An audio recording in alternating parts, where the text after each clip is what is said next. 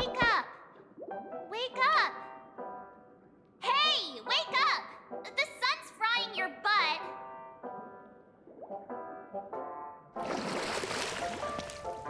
Are you okay? Can you hear me? I didn't hear a peep from your room, and it really freaked me out.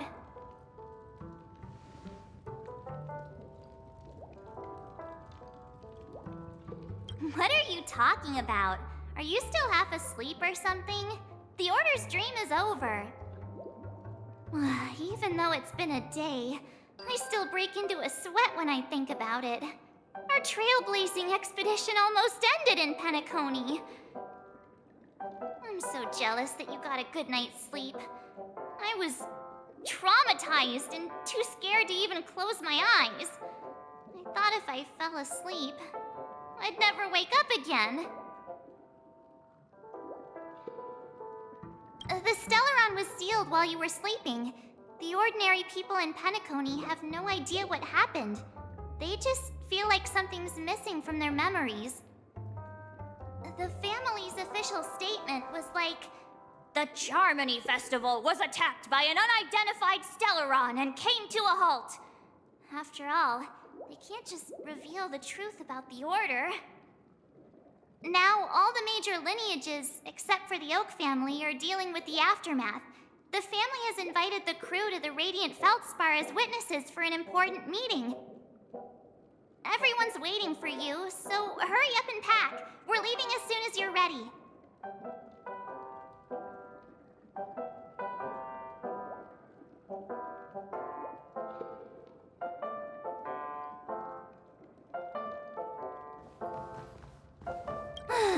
After all this craziness, nothing is better than staying safe in reality.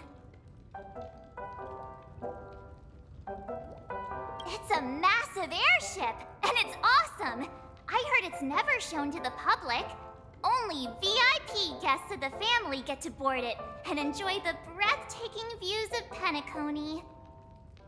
The Iris family sent us a bunch of souvenirs.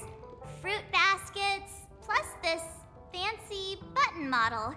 After you're back on your feet, you can enjoy them all. We are pretty much celebrities on the planet of festivities now, aren't we? The Stellaron was sealed while you were sleeping. The ordinary people in Penacony have no idea what happened. They just feel like something's missing from their memories. The family's official statement was like, "The Charmony Festival was attacked by an unidentified Stellaron and came to a halt." After all, they can't just reveal the truth about the Order. Now, all the major lineages, except for the Oak family, are dealing with the aftermath. The family has invited the crew to the Radiant Feldspar as witnesses for an important meeting. Why the sudden interest in that? Well, I was dragged into this sweet dream. I felt a cold tentacle diving into my memories. But something else was there. So the tentacle suddenly disappeared. And then I dreamed about stuffing my face with delicious food and going on a shopping spree. Sunday didn't seriously believe that was the life I wanted, right? Breaking free from that cheesy illusion was just a piece of cake. Yeah, let's go. We've got some time before we board the ship, so let's catch up with everyone at Dream Jolt Hostelry.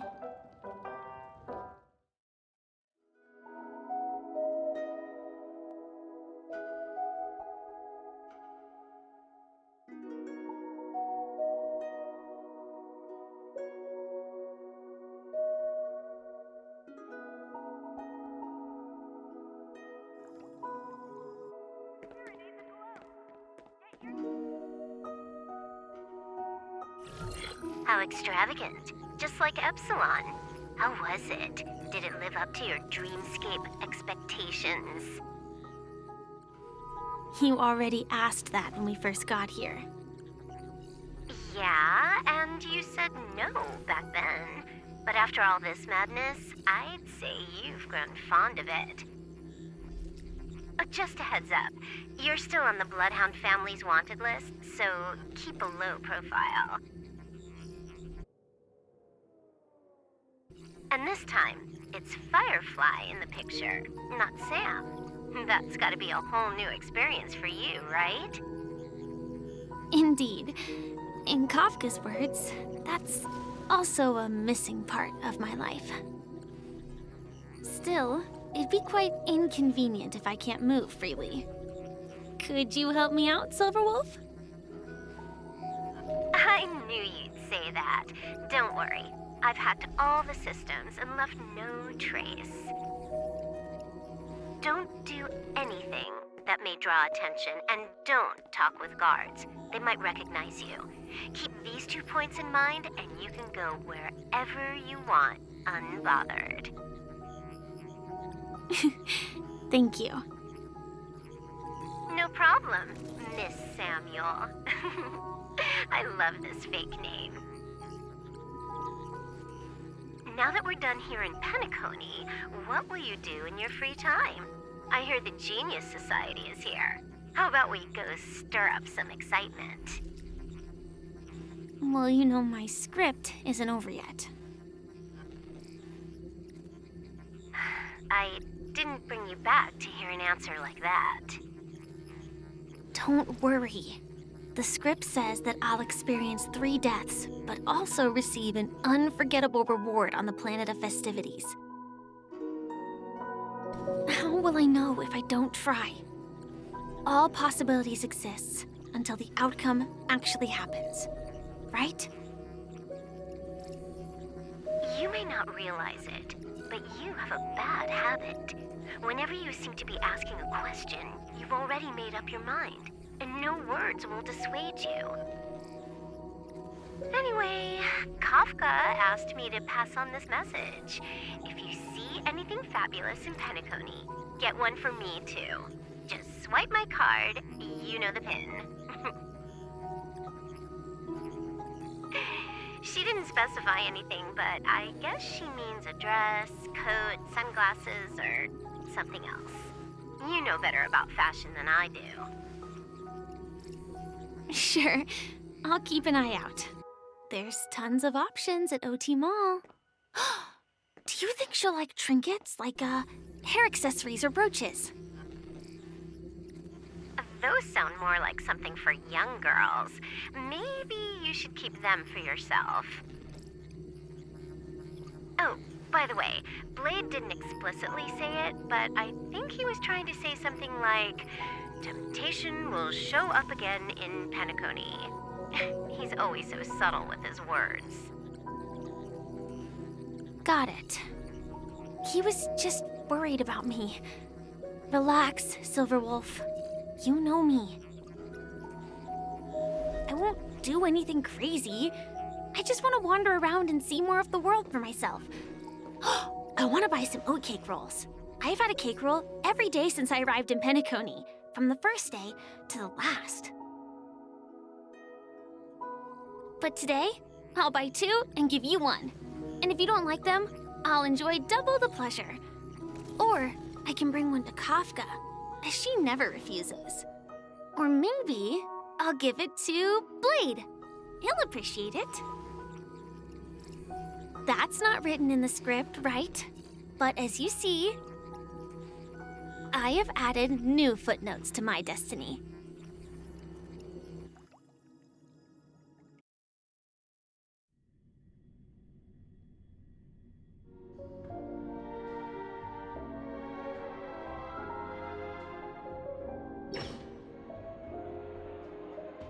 Welcome, Director Topaz.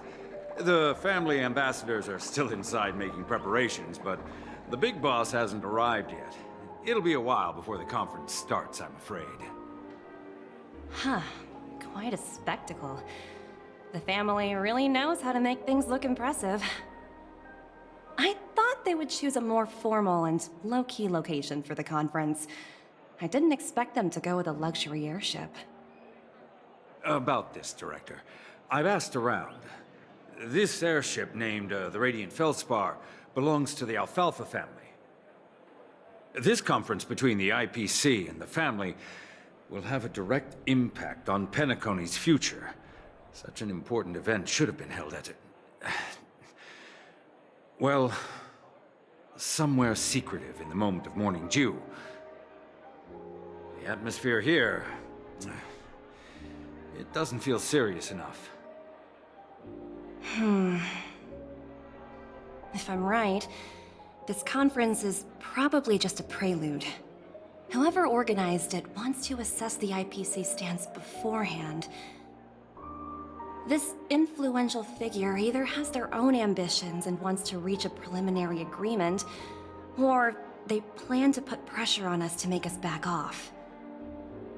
Oh, your mind is always so sharp, Director Topaz. And when the big boss arrives, please remind her to be cautious and watch out for any traps.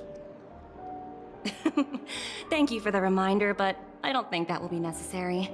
When she's at the table, it's the others who need to be cautious. Just tell everyone on our team to stay focused on their tasks and not worry about the negotiations. Oh, got it. I'll do it right away. Oh, and one more thing. Don't call Miss Jade Big Boss in front of her, or there will be serious consequences. I mean, really serious. Got it. Thank you for the reminder, Director.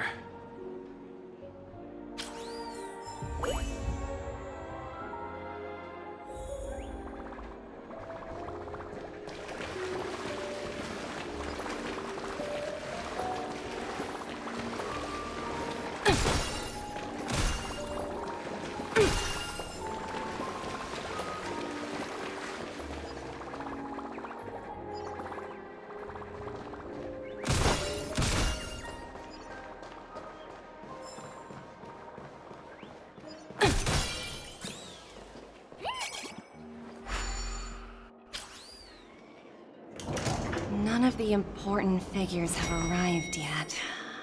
Huh. Looks like the conference won't be starting for a while. Such a bustling place. I think I'll take a little walk around.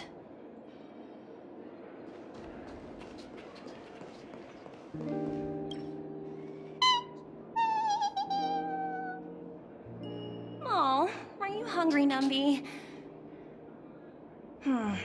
Food in the dream. Shouldn't taste bad, right? Numby, catch!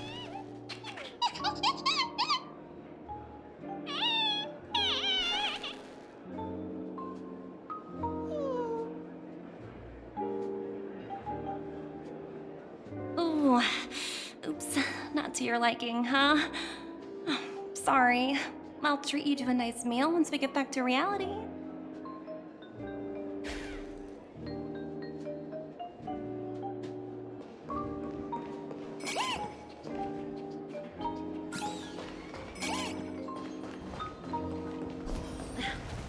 Watch yourselves. Don't you dare embarrass me.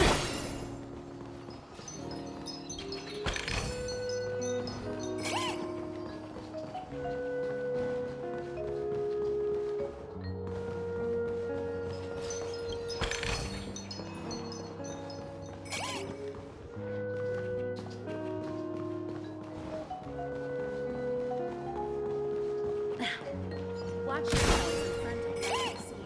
Don't you dare embarrass me. Ooh, free stuff.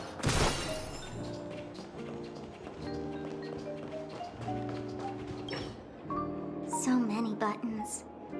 How many centuries would it take to press them all? Huh. Didn't expect those pooches to actually recycle them all.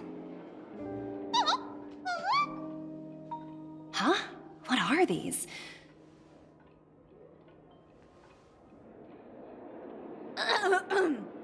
For your safety, please stay away from those objects. For my safety?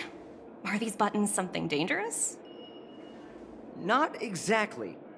Lately, there's been a prankster in the Sweet Dream who's been handing out strange button devices to anyone he meets. According to those involved, he said something like, "Just press this button and all of Penacony will explode!" Luckily, no one believed him. Still, the Bloodhound family collected these buttons just to be on the safe side.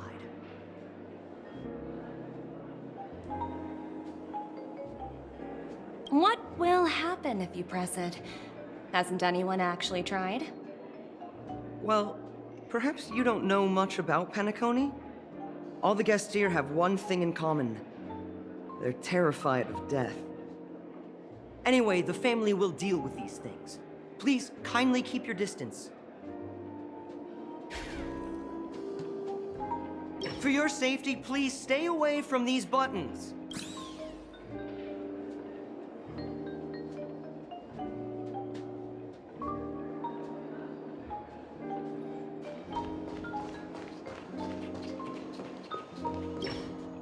Greetings, madame. What can I do for you? Hello. Could you tell me more about the Radiant Feldspar? I assume you are the ambassador of the IPC Strategic Investment Department. It's my honor to assist you. The Radiant Feldspar is owned by Mr. Odie Alfalfa, head of the Alfalfa family. Mr. Alfalfa invested a significant amount in building this luxurious airship an Ember era ago, and it has been sailing across the 12 hours of the dreamscape ever since. Oh, so it's owned by old Odie himself. No wonder the ship is so lavishly decorated. Indeed, Mr. Alfalfa has impeccable taste. Only the most prestigious guests are invited by the Alfalfa family to board this airship. Please allow me to continue my introduction. The Radiant Feldspar had been cruising over the Sea of Dreams in Penacony for an entire Ember era. But its voyage was temporarily halted due to the recent reverberation. Reverberation? Such a formal way of putting it. You're really downplaying the whole thing. I apologize. Please continue. Following the previous reverberation in the Sweet Dream, the Radiant Feldspar had to suspend its voyage temporarily. Thankfully, the factors that disrupted the dreamscape have been resolved. However, due to, well, certain special reasons, the Charmony Festival, originally scheduled at the Penacony Grand Theater, had to be temporarily postponed. So, Mr. Alfalfa suggested relocating the Charmony Festival to the Radiant Feldspar, taking this opportunity to announce the resumption of the airship's voyage. Ah, well, that would meet the family's needs and also create momentum for Mr. Alfalfa himself. Quite fitting for a legendary tycoon like him. Thank you for explaining matters to me. Goodbye.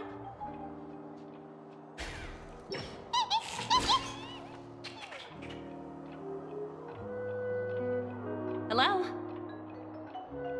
The Talent Motivation Department? Again? Internal review? Will it ever end? I'm working on a major project. I don't have time to squabble with you guys. The way I handled the Urillo case was approved by senior management, and all of the project logs and calls are complete. Can't you check on them yourselves? I just don't understand. Why are you so fixated on this minor case and constantly escalating it? Seriously, what's your purpose? Sounds exhausting. Why not just hang up? In my opinion, you handled that project quite well. A little ball of ice in exchange for the Astral Express's good favor. That's not a bad deal for the department. It's been a while, little Yelena. I've been looking forward to working with you. Never imagined this day would come so soon. Is there trouble? You can tell me anything. Just like old times. Ah, it's been a while, Madam Jade. I'm honored to have the opportunity to work with you. You're still so formal, aren't you? Forget about the hierarchy and treat me as your equal. No need for unnecessary titles like Madam. I'm sorry, but it might take some time to get used to that. After all, you are a senior. Well, now that we're both members of the 10 Stonehearts, I need you to be at your best, especially since the upcoming negotiations leave no room for error. As sharp as you are, I'm sure you've figured out the true purpose of this conference, right? I believe old Oti has taken it upon himself to test our limits before the official negotiations between the IPC and Penacony. That's true, and it works in our favor. Do you know why? If we can reach some sort of agreement with old Oti beforehand, and gauge our opponent's boundaries, our future negotiations will go much more smoothly. That's the obvious benefit. Exactly. And the hidden benefit is that as the head of the Alfalfa family, his actions suggest that the 5 lineages might not be as united as the Odes of Harmony would suggest. As long as the influence of Harmony hasn't completely permeated their core, personal desires will always have their way. Thankfully, influential figures in Penacony haven't entirely suppressed their own desires. It's similar to the power struggles within the IPC. The supposed all-for-one philosophy shared by the 5 lineages. It's just a slogan now that the Dream Master has gone. After the downfall of the Yoke family, old Oti's faction became the dominant force in Penacony. Even if we consider only the succession order, he's the longest serving and most senior among all the family heads. Yes, that's exactly why we need to handle the conference following an agreed-upon strategy. It's like playing a game of chess, where every move needs to be carefully thought out. Absolutely. The 3 steps of negotiation. Listen, test, and strike. That's what you taught me. Pretty clear. Although, you seem to have changed the order in the Yarilo case. That was based on my personal experience. I apologize for interrupting your conversation, but the family head is ready to meet the ambassadors from the Strategic Investment Department. Time to get to work. Let's prepare ourselves and meet that esteemed supporting actor. Remember, our goal is to create an opportunity for the IPC to enter Penacony. Aventurine has already made a small opening, and you and I, we're going to tear it wide open.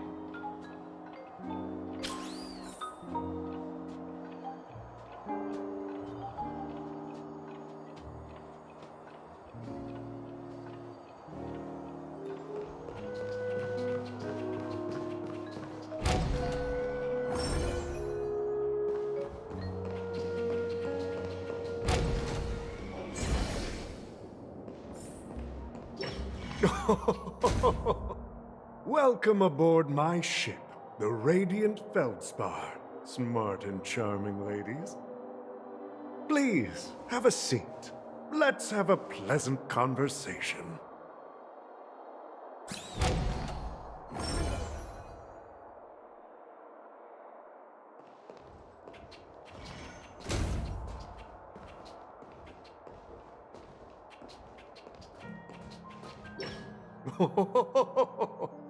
Welcome aboard, my dear ladies. Forgive me for any lack of attentiveness that might have led to a lengthy wait outside. No problem at all, Mr. Alfalfa. It's my honor to meet you in person. You may not be aware, but the book Odi Alfalfa, the biography, is a must-read for all Strategic Investment Department employees. After all, to many, you are the legendary figure who single-handedly built the Penacony economy.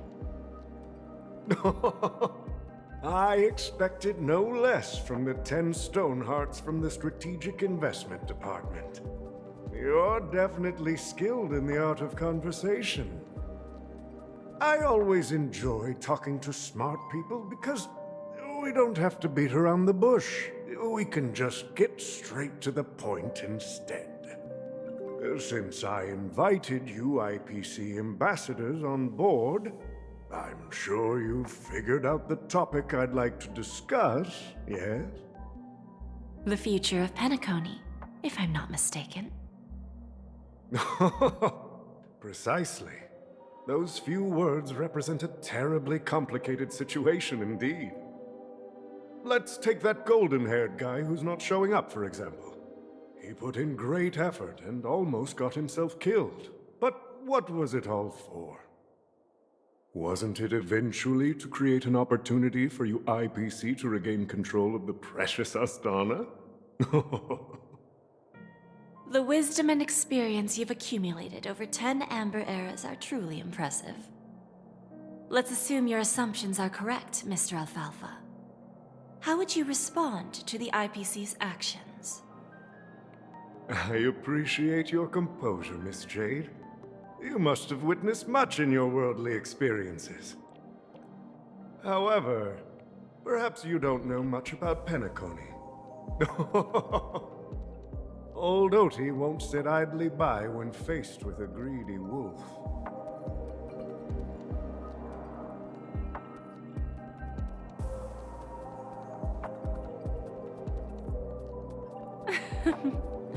Please, go ahead. I'm all ears. Then I'll be straightforward. I requested this meeting before the official conference to dissuade the Strategic Investment Department from trying to lay a finger on Penacony. If you back off now, you can make a smooth exit and prevent the IPC from losing face during more important negotiations. One of our P-45 executives was attacked and nearly killed in the dreamscape. The IPC can't simply ignore this incident. Moreover, considering the turbulence during the Charmony Festival, Penacony's credibility has taken a hit in the public's eyes. Despite your determined attitude, the issues plaguing Penacony are real, are they not? You used the term real, Miss Topaz, but let's not forget that this is the realm of dreams. If you want to succeed here, you need ambition and unconventional thinking. Curious about how I plan to respond to the IPC? Well, I don't mind sharing. My actions will help Penacony take a significant step forward by self-listing and going public. Going public? If I'm not mistaken, you want to bypass the IPC and go public on a universal scale. Precisely. Instead of watching the IPC gnaw away at Penacony, I'd prefer to open the doors of the sweet dream to the entire universe. Starting today, anyone in the cosmos can become a shareholder of the land of the dreams. This is the path of harmony I'll choose.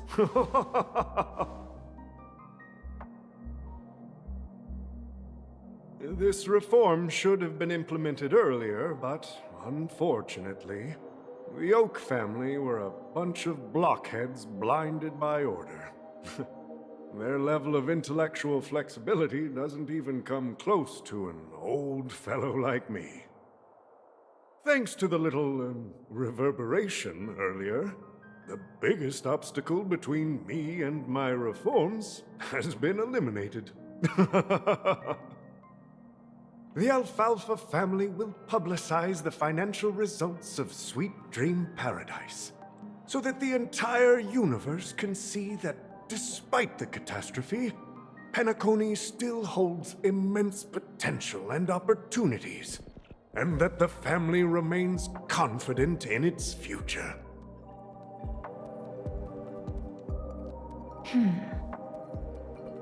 Crisis and opportunity are two sides of the same coin.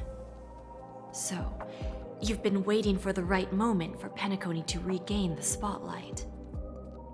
And if Penacony should seize this opportunity to overcome adversity, even if the IPC tries to intervene, every move we make will be scrutinized by trillions of people.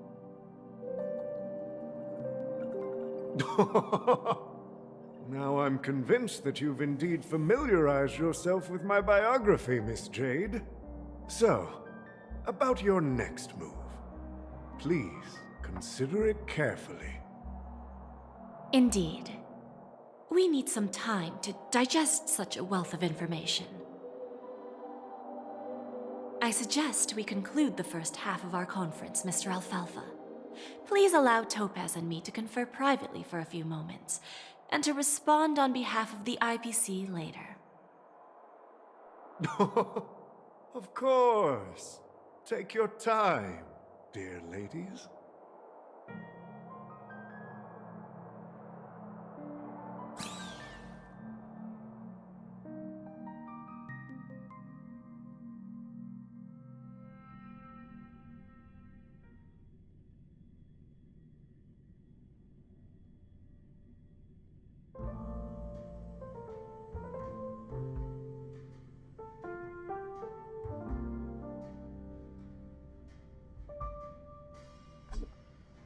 The Alfalfa family had a meeting with the IPC?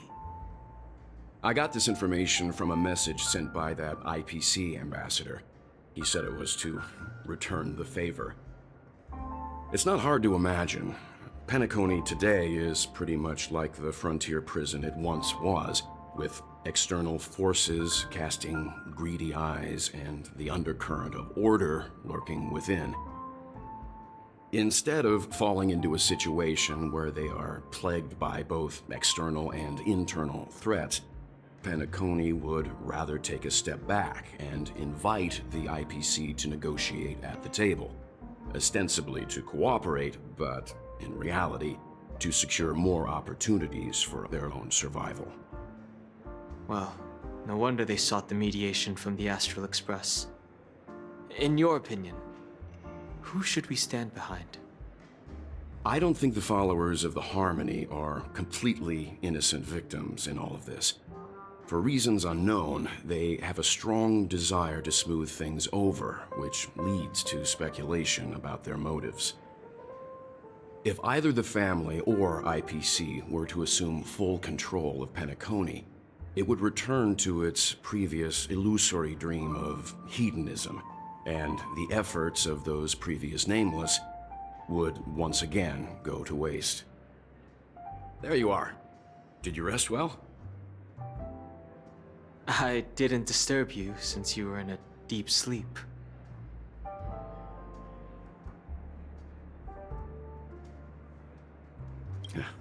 Even long dreams eventually come to an end.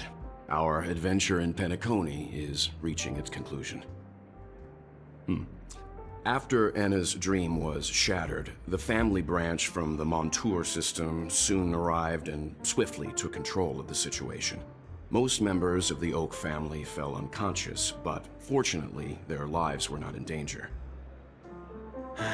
The mastermind behind the plans was confirmed to be Gopher Wood, the previous Dream Master. But by the time we arrived, he was dead already. He'll face a trial. As for further details, the family would rather not disclose them. Ultimately, the public perceived the incident as an attack by evil forces targeting the Charmony Festival. They believe the family failed to safeguard the Sweet Dream, significantly eroding their credibility in the process. While quite different from the truth, this appears to be the outcome with the least impact. After all, you don't know who's awake and who's pretending to be asleep. Well, they'll open their eyes in the face of danger. Once the danger subsides, they'll embrace the sweet dream again. Here's a toast, with 3 glasses of Glory of the Trailblaze to all of you.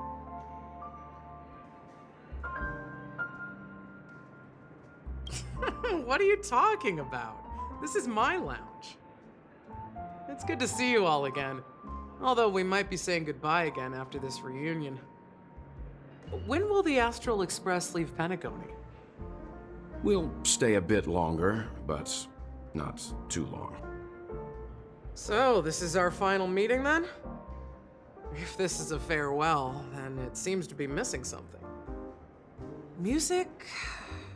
Atmosphere? Maybe a special drink to honor those who are not here.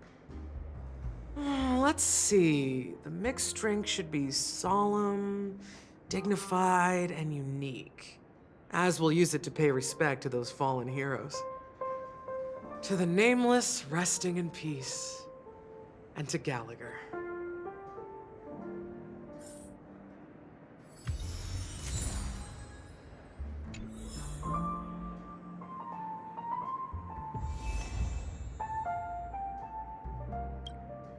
This trailblazing expedition has been thrilling and memorable. Hopefully we've all gained insights about ideals, paranoia, clarity, and dreams from the experiences we've had. One bird longs for the earth and the other longs for the sky.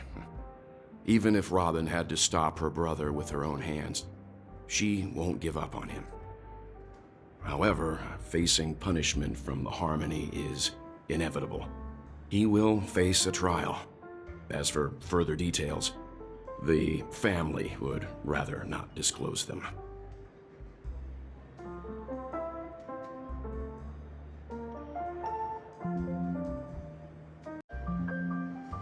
Since the family took up residence in Penacony, the Order has been hiding in plain sight under the guise of the Oak family, using the Stellaron's power to strengthen their hold on the Sweet Dream, which eventually resulted in disaster. That's the claim the family makes. Whether they were truly unaware of all this is a delicate matter.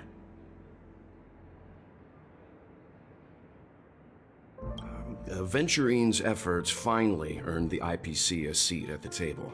As a result, a more senior representative arrived in Penacony and initiated negotiations with the family. As far as the Astral Express is concerned, the IPC will make for an invaluable ally during the negotiations to prevent Penacony returning to its former ways.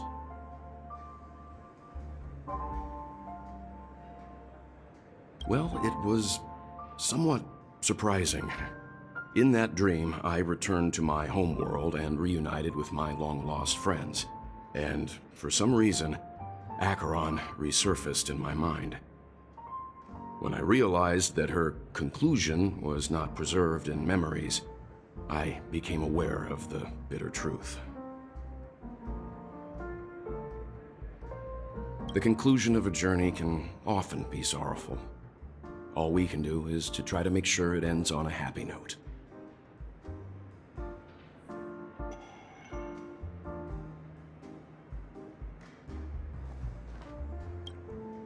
It's rare for all passengers to leave the Express together during a trailblazing expedition. But for Penacony, it seems most appropriate. Given the conductor's presence, there's no need to worry about it. However, it's crucial that we soon return to inform Pom Pom about the Nameless. In my dream, the Express stopped at many places, and passengers came and went. However, the 5 of us were always present, and the journey seemed never ending. Perhaps this could be a deep-seated desire inside me, and upon realizing this, I knew it wasn't real.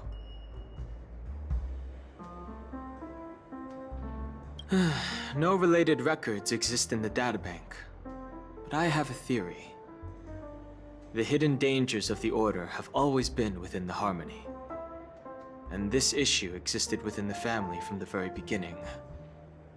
However, now that more powers in the universe are aware of this secret, the situation in the cosmos become more complicated.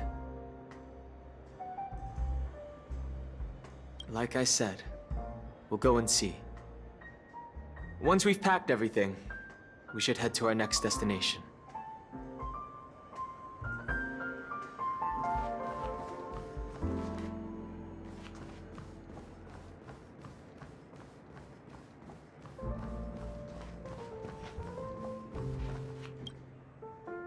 Guess what? Something weird just happened when I was on my way over here. Someone gave me a strange gift. So I unwrapped it and found out it was a button with a message on the back. Just press this button and all of Penacony will explode. That sounds terrifying.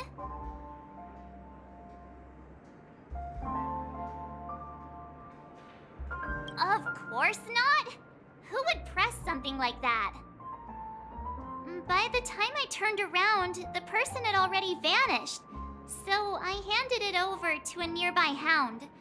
I heard there were many similar reports before the Charmony Festival started.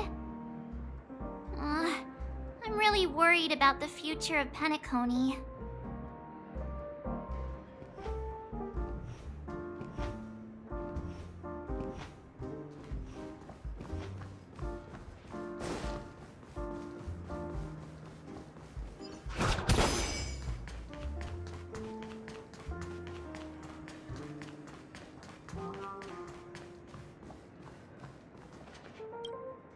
Ready to mix your drink? I'm not sure. I haven't seen him since our last meeting at the lounge. Come to think of it, he always did come and go quietly. We used to discuss everything here. But every time he'd leave, I'd realize that I didn't know him at all. Such is the mystery that is Gallagher. I have a hunch. Perhaps he's already fulfilled his wishes and won't be coming back. Before we start, would you like to talk to your friends? We have plenty of time. All right, as you wish. I think I have an idea about what drink to make. Would you like it bitter or sweet? It's up to you. Choose the flavor that suits you best at this moment. Here's Bitter Dreams, the least popular drink in this bar. It's bitter and sour, just like the harsh realities of life. Not a bad choice. Let's start mixing.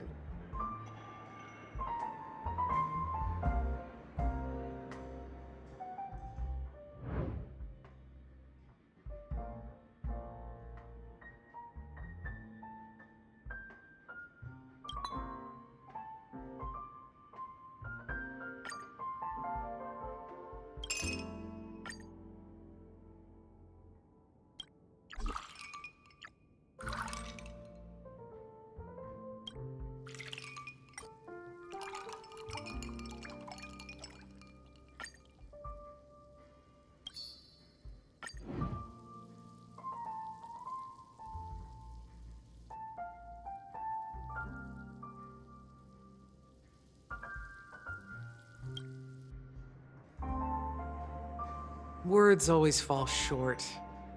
If you want to bring closure to past events at this lounge, there's no better way than mixing a drink.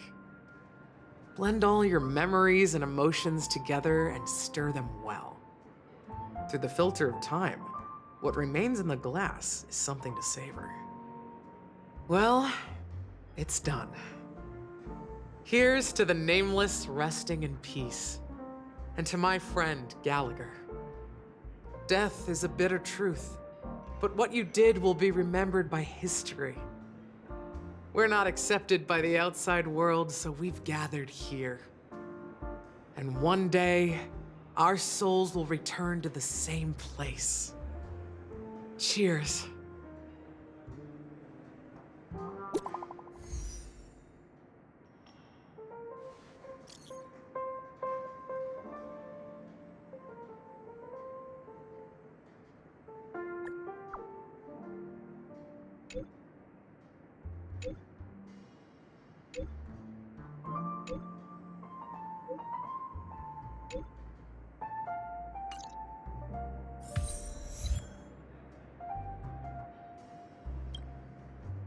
you leaving?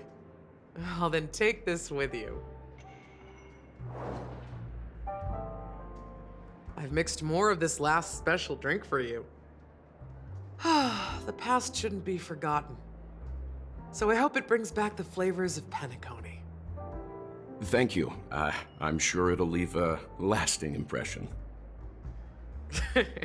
If you happen to run into Gallagher, make sure he has a sip too. I know his tastes, and he'll be thrilled. Alright, enough with the heavy stuff. You guys have important things to take care of, so let's not dwell on things. Whether it's the Astral Express or Penacony, there's still a long journey ahead. So let's lift our spirits, guys, and embark towards our tomorrows.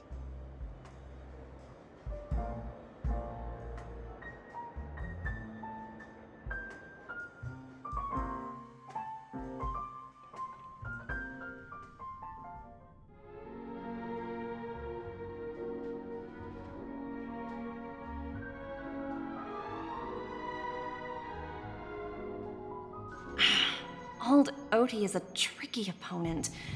I didn't expect him to take the risky step of going public at such a critical moment for Penacony. Indeed. He's definitely bold. It's that kind of boldness that made him the Odie Alfalfa he is today. Still, the outcome is uncertain. Shouting loud doesn't necessarily carry any weight. What about the phone call I asked you to make, Topaz? Ah, they agreed. But it'll take some time before they arrive. Just as it should be. The sweet dew should be served after the bitter poison. Looks like we'll be skipping the exchanging apples step this time around. Now that we're dealing with a greedy merchant, a simple apple wouldn't make a difference. Well, I guess I included myself in that remark too. Now I'm a bit curious, Topaz. Do you think Penacony is a quality asset? Yes. Despite its recent calamity, Penacony remains a top-quality asset within the cosmos, with good credit, lucrative potential, and promising prospects. Well, that's obvious, but what I truly wanted to know is, this project is obviously too bland for your taste, isn't it? That's true. I wouldn't be here if it weren't for Venturine. But despite that, you trust him. You even entrusted him with a cornerstone. Something as precious as life itself, to finish this gamble.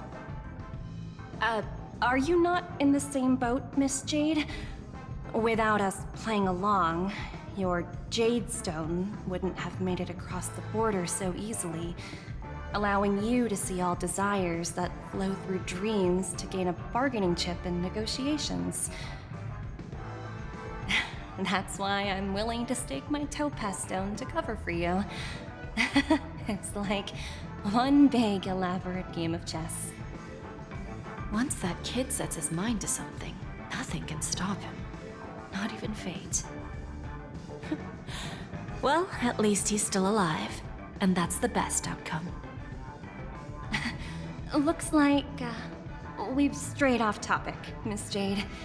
Should we discuss our next steps? No need. I'll go it alone. Meanwhile, you can go greet our honored guest and wait for my message. Okay.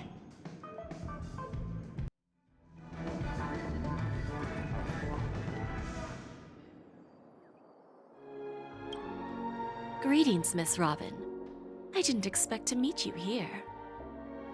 Miss Jade? Greetings. The opening ceremony for the Charmony Festival has been moved to the Radiant Feldspar, so I'm here making some preparations. How about you? Have you spoken with Mr. Alfalfa? I'm actually on my way to meet him right now. Do you know him well, Miss Robin? Unfortunately, I've never met him. I've only heard a few comments from the former head of the Oak family. Mr. Alfalfa is respectable when it comes to business. But in other respects, I can't say the same.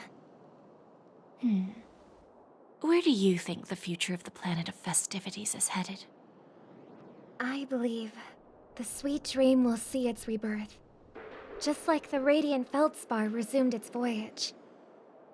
The Harmony needs a new direction.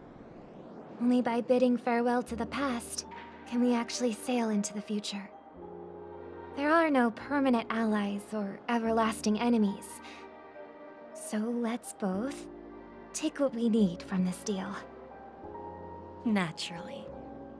I'm looking forward to your performance. See you at the festival. See you later, Miss Jade.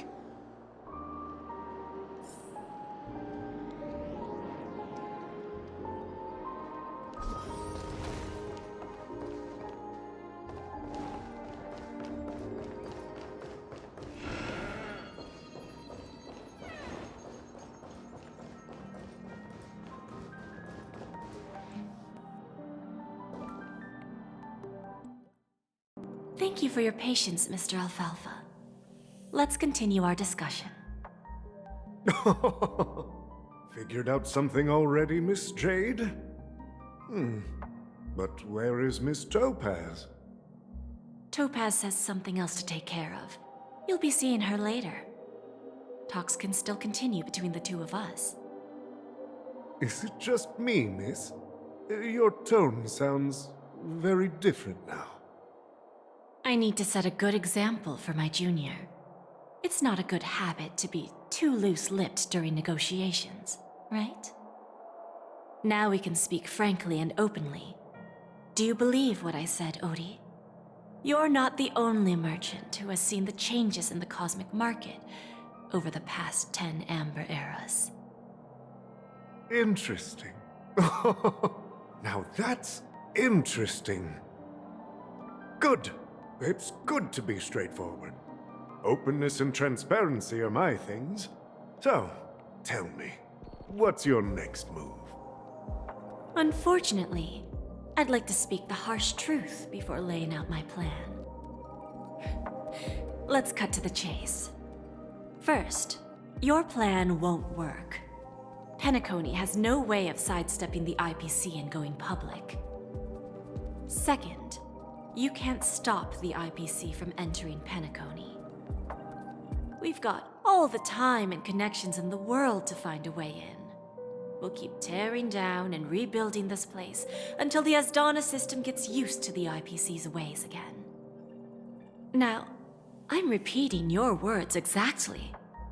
If you don't want to be a laughingstock and have everyone gunning for you at the official conference, you'd better drop your little pie-in-the-sky plan. Oh, interesting. Indeed. You surely have a way with words. Now, I'm curious to know what you have up your sleeve. Mr. Alfalfa, let's not forget that the IPC controls the biggest interstellar publicity platform. More than half the news networks in the universe take their orders from us. The moment news spreads about Penacony going public, trillions of customers will immediately receive a message like this. The family's protection for Penacony has expired. Any mishaps in the dreamscape could result in permanent brain death. Care to guess how many ways we have to turn Alfalfa credits into worthless junk within a measly 24 system hours? With the entire cosmos keeping a close eye on Penacony, I assure you, it won't be too hard. You really think you can pull that off? Even from Pier Point, as distant as it may be, I'm more than capable of keeping you on a tight leash. However, if you agree to give up that half-baked plan to go public, the IPC will assure you that we'll never jeopardize the interests of the family heads under your leadership. After all, we also need allies here in Asdana. The IPC can assist Penacony with financing, starting by acquiring 30% equity shares. With our financial support, stabilizing and rebuilding Penacony will be a piece of cake. 30% equity, you say?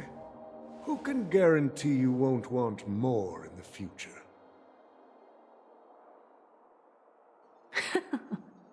That's the brilliant part of it all. The answer is simple. No one. There are no guarantees. It all hinges on self-awareness and mutual respect. However, the board of directors will consider the interests of the family heads to some extent. You're a smart merchant, old Odie. Isn't the whole purpose of this elaborate game to showcase your business acumen and seek more benefits for the family? It benefits us if we both take a step back. And if that's not enough for you, I'm pretty sure that another goal of making Penacony go public is to expand the influence of the Planet of Festivities and attract more customers. I understand your concern, and I have a solution for that, too. Fine. Now I see your sincerity. As the head of the Alfalfa family, I don't think I have any reason to refuse your offer. However, as their chosen one, I still need one final answer. Go ahead. I'm listening. When I was a child, I heard the adults recite the tale of the ancient Amber Era, about the ascension of Xipe, the Harmony, and the downfall of Enna, the Order. The Order and the Preservation used to be close in ancient times. So, why does the IPC, as a follower of the Amber Lord, seek collaboration with the family instead of aligning with the Order? The answer is simpler than you think. It's all about credits. Everyone's favorite thing and the universally recognized currency among the stars. The IPC has the power to perpetually ensure their value. With each new world integrated into the credit system, the IPC adds another building block to its cause. Eventually, all exchanges, capital, and businesses will operate within a unified monetary system. By then, all planetary developments will be recorded in accounts with well-defined values and the ability for exchange and circulation. And the heart of everything will be Klepoth's credit. And then the IPC will be able to exert influence over everything. Our intention is to establish enduring preservation, so I'm sure you can understand. This universe doesn't need two types of order.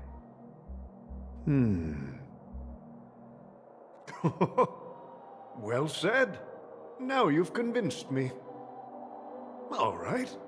Tell me your solution. Let's see if we're thinking the same thing. Then let's continue our conversation.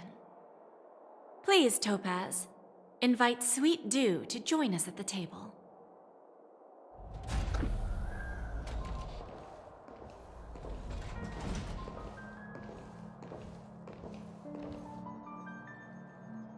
Thank you for your presence, Miss Himeko. Please allow me to introduce her to you, Mr. Alfalfa. This is Miss Himeko from the Astral Express, one of the future shareholders of Penacony. I've heard so much about you, Mr. Alfalfa. It's an honor to meet you as representative of the Astral Express. This stunning lady is the navigator of the Astral Express? It's a pleasure to meet you. I believe everyone here is familiar with the general contents of the proposal. After this round of financing, the IPC is expected to hold 30% of Penacony's shares. Then, the IPC will transfer 5% of that stake to the Astral Express and recommend Miss Himeko as an independent director to honor the sacrifices and contributions made by the former Nameless to the Land of the Dreams. While this decision isn't finalized yet, we are honored that everyone here recognizes the way of the Trailblaze. While the Nameless didn't embark on their journeys for fame or fortune, if this is the wish of both the family and the IPC, I will represent the Astral Express and fulfill my duty as a member of the board of directors. The entire crew has agreed to assist in the reconstruction of Penacony. Beyond that, in our future travels, we are committed to bringing the beautiful dreams of the planet of festivities to more worlds. Of course, all cooperation is based on one premise. The path of harmony in Penacony must not be distorted again, and such a tragedy must never recur.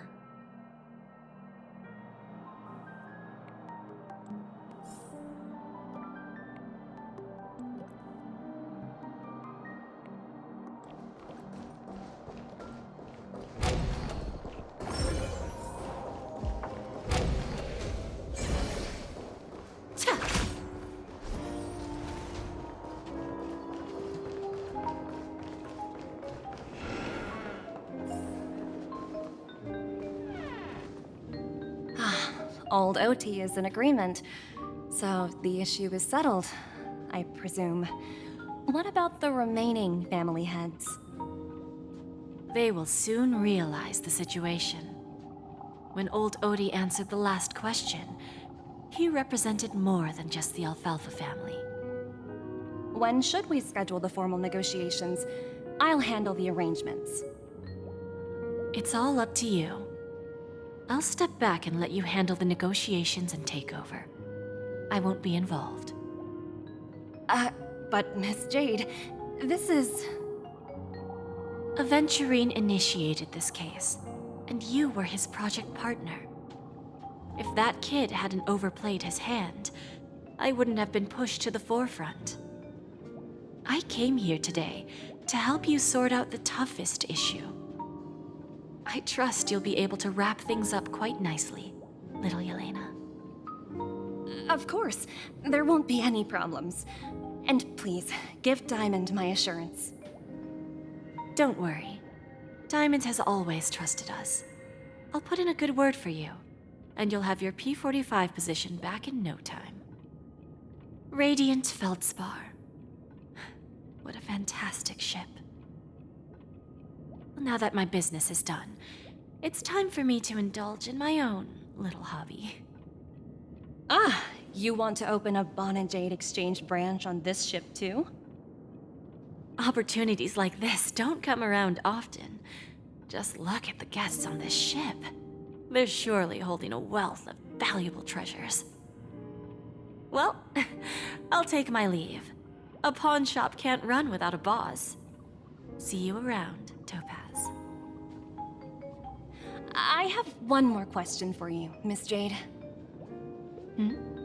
Go ahead. That dose of bitter poison. I'm curious as to how you found this information. I didn't find the information. It came to me. It was from a lady concerned with the future of the Harmony. In return, I've agreed to help her with something, but that's for later. We can deal with it after we leave Penacony. You see, that's what investment is all about. The seeds of opportunity are already sown. They only need a little bit of nourishment to take root. And then after, all we need to do is wait patiently. Like right now, for example. It's just about time my final guest boarded the ship.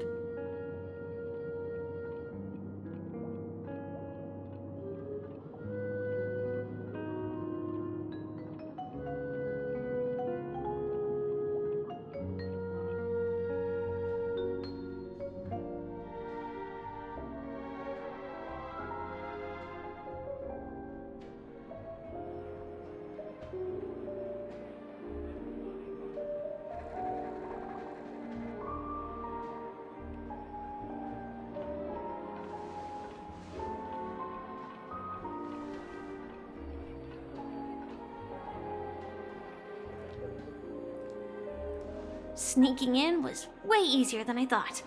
the family's security is as lax as ever. So, this is the Radiant Feldspar.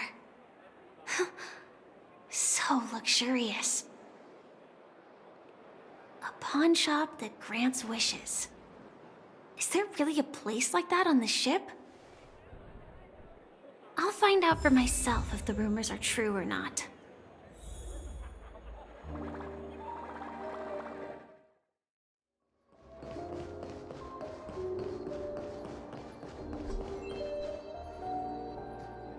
Is that him?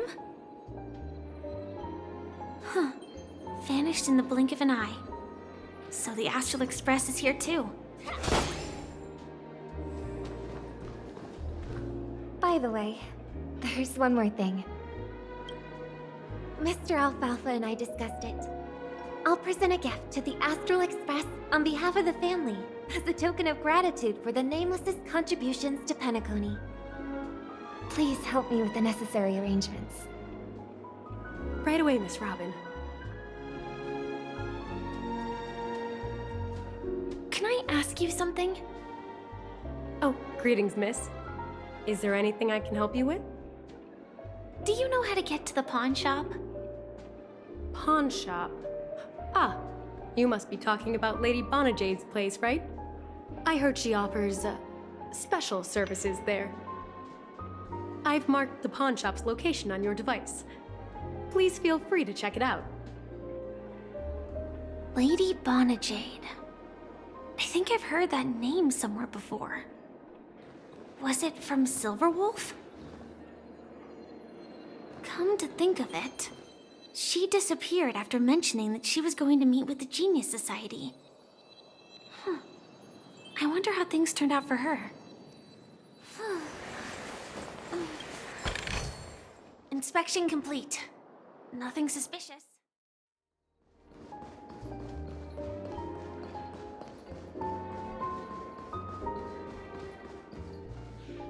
If I win, your chest is mine. Who said I was betting with you? I did. They are still a ball of fire as ever. Sorry, but I've got to find Lady Bonajade first.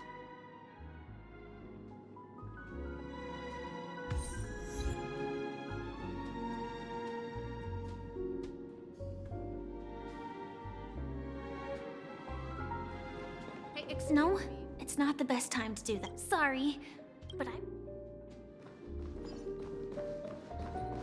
No, it's sorry.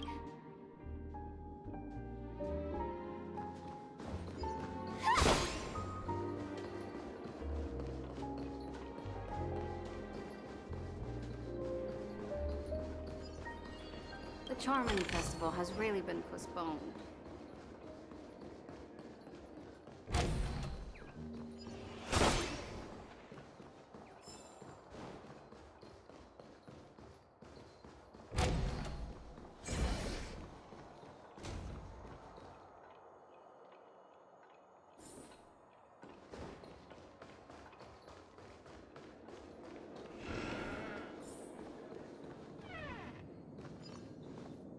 Welcome to Bonajade Exchange, Radiant Feldspar branch. How should I address you, dear lady? Just call me Samuel. Samuel. Nice name. So what do you need, Miss Samuel? And what are you willing to give up in return? I want to keep on living. And for that, I'm willing to give up everything I have. Everything you have? That's right. Everything. Miss Samuel, I think you'd best turn around. It seems you're not quite familiar with the term pawn. What do you mean? I mean it literally. I sense your burning desire to live, but unfortunately, you don't have anything of equal value to offer. Okay. A pawn shop that grants wishes. I see. It's just a marketing gimmick. Well, that's quite a harsh accusation. I understand you may not fully comprehend what I mean, but don't worry. I'll help you understand. Go and talk to these people. They're all customers of my pawn shop. See for yourself if their wishes have come true. Once you've done that, come back to me. I'll help you understand the true meaning of pawn and make you realize what you're missing. That Lady Bonajade feels more like a money lender rather than the owner of a pawn shop. Well, I've got nothing better to do anyway. I'll do as she says and see what happens.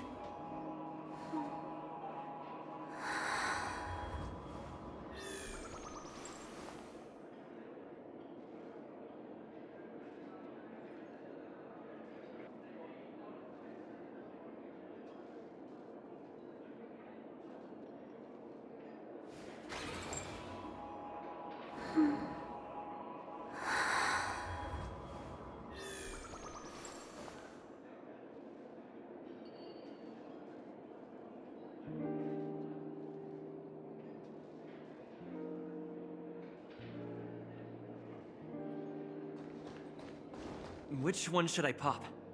1, 2, 3, 4, 5. Dan Heng and Void Ranger Jive. Don't change the words. No, it's not the best time to do that. Sorry. I'll catch up with you later.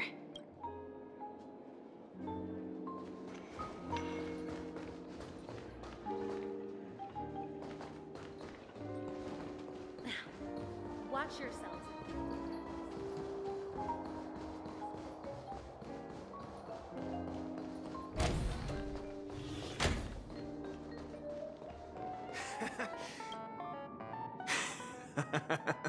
You stupid little girl. Coming back to lose more money, huh? Enough talk. Let's get started. This will be our final game. I'm betting my entire fortune. Oh, a big talker, huh? All right, let's see what you've got.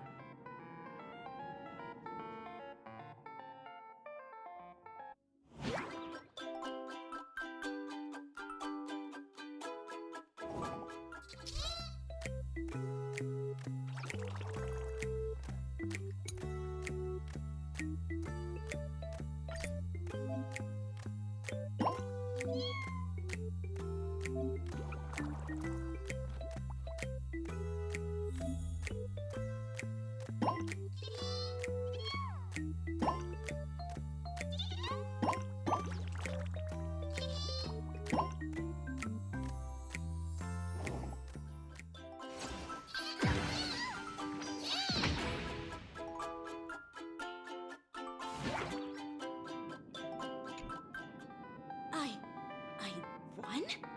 I actually won! This can't be! You lost to me 10 times in a row. How could I possibly lose to you at such a crucial moment? It's true! Lady Bonajade has truly blessed me! Finally, my luck has turned for the better. Great new era for Stacy. The master gambler has arrived.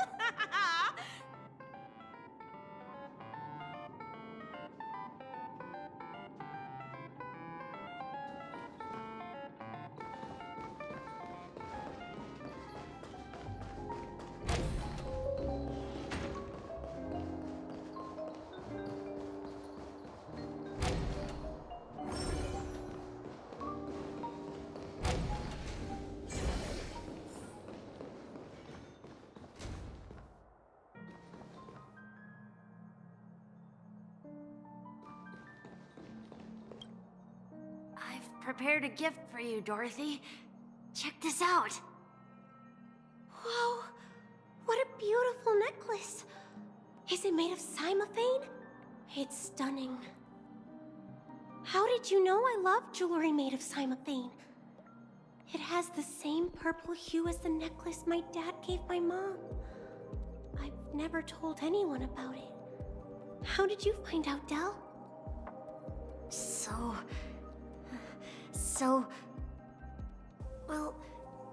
Will you go out with me? I will. Really? I mean, really? I never said yes before because I thought you had no idea what I liked. But this gift made me realize you were actually paying attention all along, trying to learn everything about me. So yes, I will. Wonderful. My wish has actually come true. So, shall we go, Dorothy? Let's go outside and enjoy the stunning views of the 12 hours. Yeah, let's go.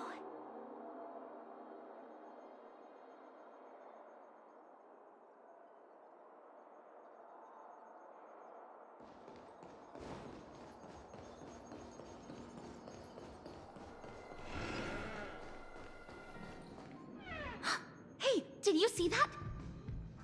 The gray-haired one outside. Don't look around, just focus on your drink. Seriously, they look like a total lunatic. Is that him?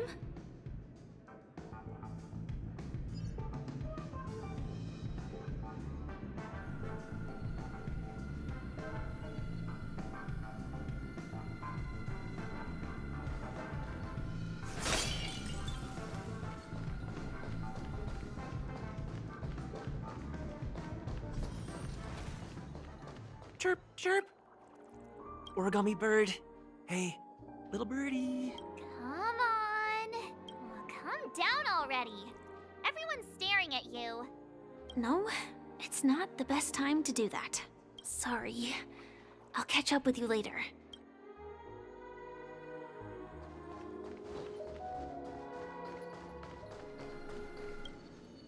Yeah, you heard right. I've got him. He's been hiding at the Moment of Soul in Penacony, using a fake identity. And he even posed as a professor at Paperfold Academy. I've made a deal with the family. I'll leave the extradition-related paperwork to you. How'd I find him? Well, let's just say I had some help from an influential figure. Don't ask for the details. 22 years. Yeah. 22 years of chasing this guy all over the cosmos. You know, never thought it'd end up like this. Right here. I'm gonna hang up for now, partner. I need to raise a glass to myself.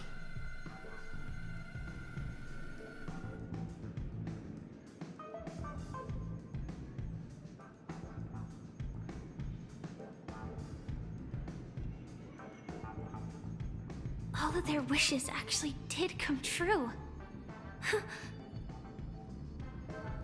But I just don't understand. How did she do it? And what does pawn really mean?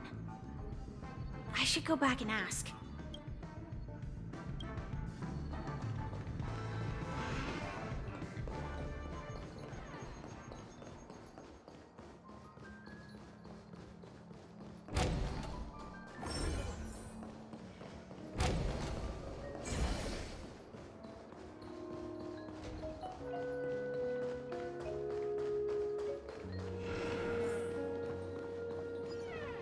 So you're back, Miss Samuel. Yeah. I found those people. And it seems their wishes did come true after visiting the Bonajade Exchange. But I'm not sure what you want me to see. They all seem to be living fulfilled lives. Not so fast. This step was just to show you that the Bonajade Exchange is genuine. That I had the power to grant their wishes. And now, I'll tell you the price they paid. Dell was from a wealthy family. He was head over heels for Dorothy and wanted to win her heart. So he made a deal with me. He put up his entire fortune in exchange for a gift that would impress Dorothy. It was a piece of cake for me, thanks to my IPC connections. However, Del will soon find himself evicted from the dreamscape because he can't afford his room. Whether he can bounce back from poverty, well, that depends on him. Let's just hope that necklace will keep their relationship from crumbling. Then there's Stacy, a lady with a gambling addiction. She wanted some serious luck, but she had nothing to offer, so I took something else instead. I took away all her close relationships. From the moment she stepped out of the Bonajade Exchange, every casino in the cosmos would remember her name. But her parents and siblings would sever ties with her, and it would be impossible for Stacy to make any real friends again. She will accrue a vast wealth due to her good luck, but she'll never be able to use it for the people who truly matter to her. As for Detective Walker, he spent 2 decades chasing down a wanted criminal for some heinous crime. But he never caught the guy. In his desperation, he came to me. He offered his own memory system as collateral. In due time, his memories as a detective will be erased, and he will completely forget his own identity and all the sacrifices he has made. Interesting, don't you think? I fulfill people's desires and grant them favors, and soon they come back to me with even greater desires. When people see others' desires get fulfilled, they develop their own desires. It seems like an endless cycle, but it does have a goal. In the end, I will get what I desire from this whirlpool. And patience happens to be one of my greatest strengths. So now, do you understand what you must give up, Miss Samuel?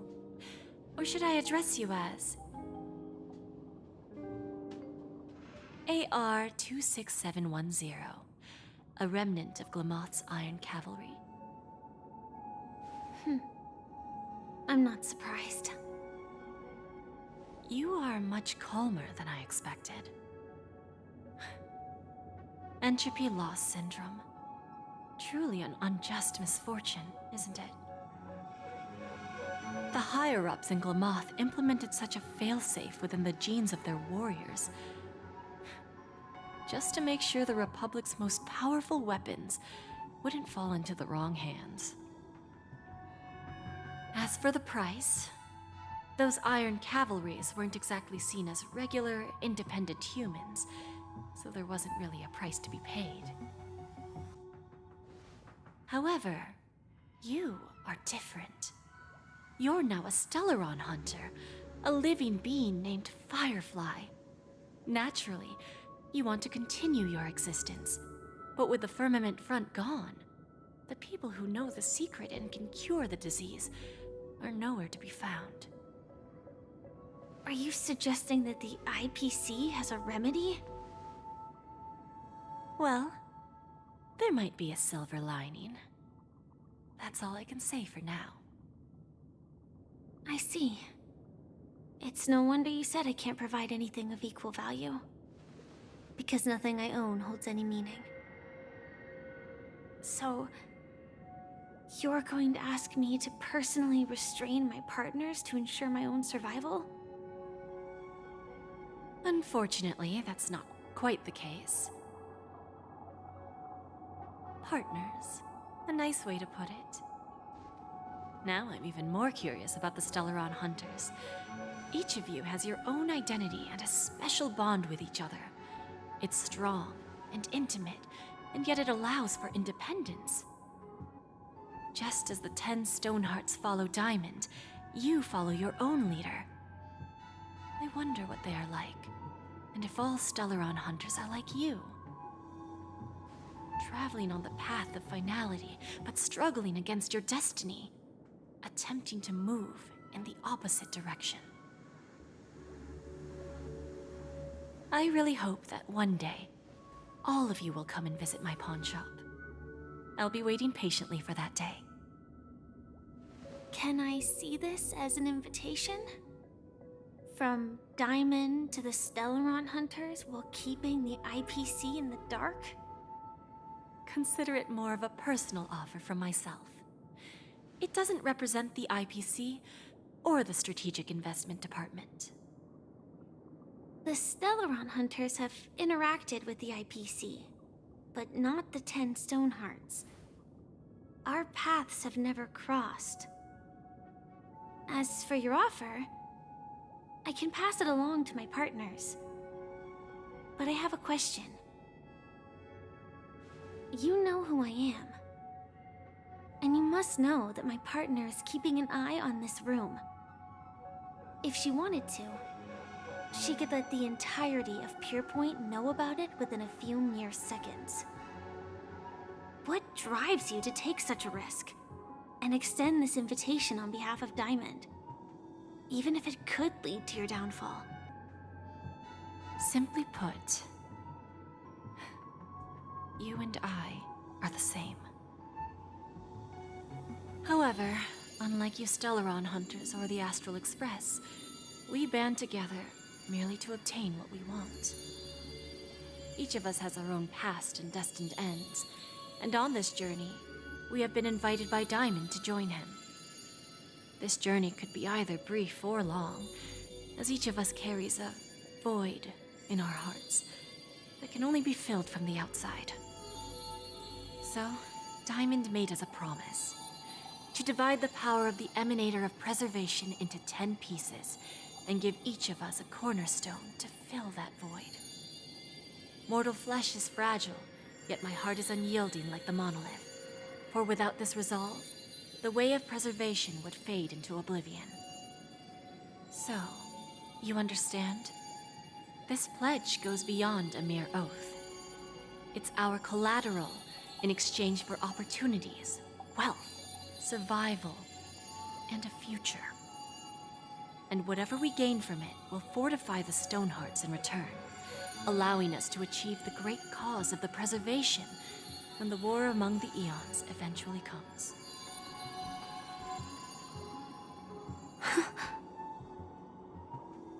I understand. Take your time, child. You don't need to give me an immediate answer. Like I said, patience is one of my greatest strengths.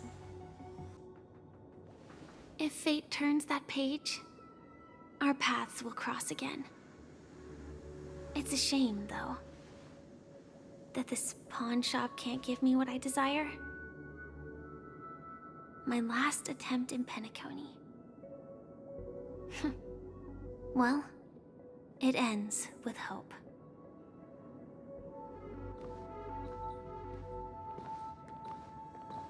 Lady Bonajade, I've come to deliver the collaterals promised.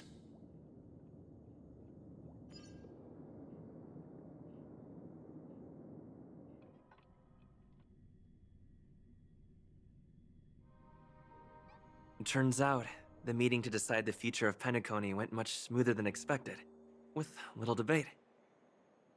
Oh, the Charmony Festival's opening ceremony is starting soon. I should head down and take a look. This airship has quite a few treasures. A bountiful harvest.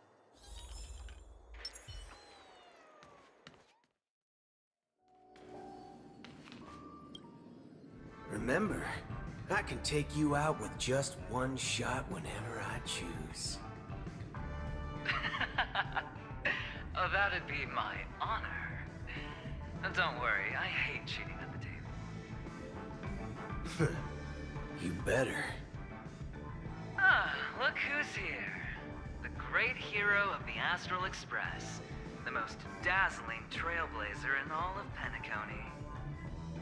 Oh, you're here too. Long time no see, friend.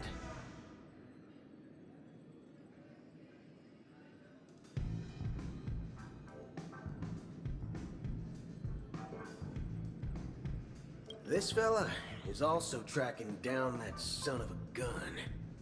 What's that saying again? The enemy of my enemy is my friend. Let's set aside those under-the-table dealings for now, partner. Don't want to spoil the festive mood of the Charmony Festival. I agree. Now let's congratulate Mr. Trailblazer. I hear the family intends to thank the crew at the Charmony Festival. It's a real pity I can't personally be there to witness this.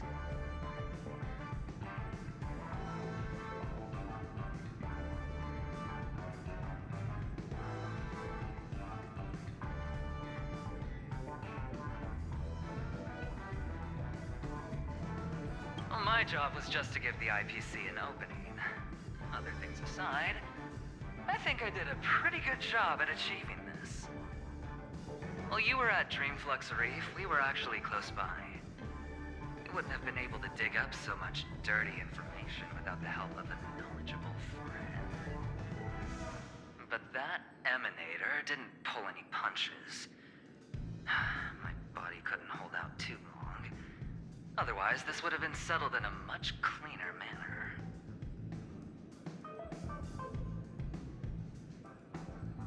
No problem. Punishing the wicked and eradicating evil is a top priority. Would have been strange if we sat it out. Making an entrance like that, us Galaxy Rangers are making a comeback. Reckon you'll meet quite a few followers of the hunt on your journey. Do me a favor, pass on my regards, will ya?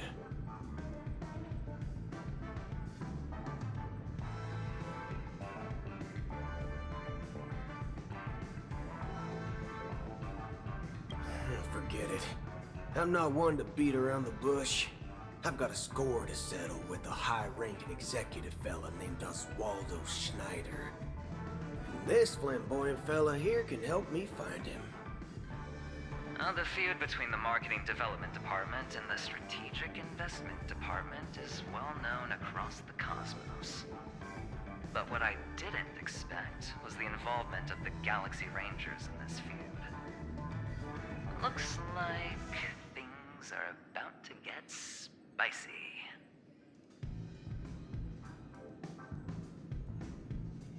Thank you. And I also hope you enjoy yourself, great hero of Penacony. I'll pass. But I do hope you guys have fun. If you don't mind, let's play a few rounds next time.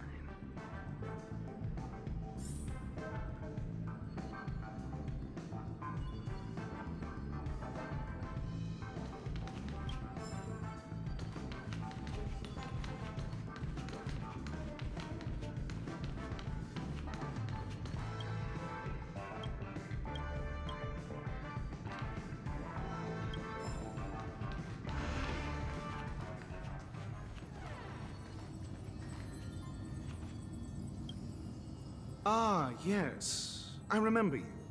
Your performance at Herta's space station was adequate, I suppose. No wonder that gambler likes you so much.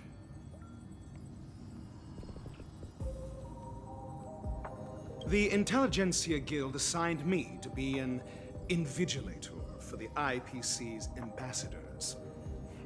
Nothing more than an errand from the Office of Academic Affairs. Very well. The Charmony Festival is about to commence soon. Take advantage of this unique opportunity. The blend of work and play is essential for superior knowledge absorption.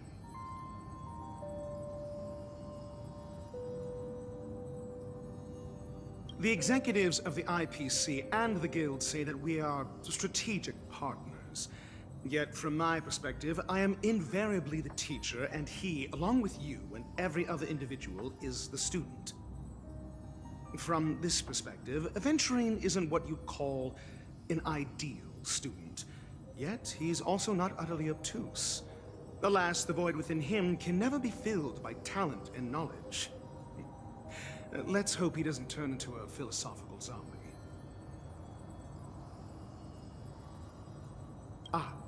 Saying such a thing merely indicates that you have not truly grasped the essence of learning. The principle of balancing work and relaxation is scientifically grounded, with the relevant proof process detailed on page 21 of the 31,467th issue of the academic journal Star Caesar. Acquiring knowledge aims to enhance living. Don't invert priorities like those dolts at the Guild.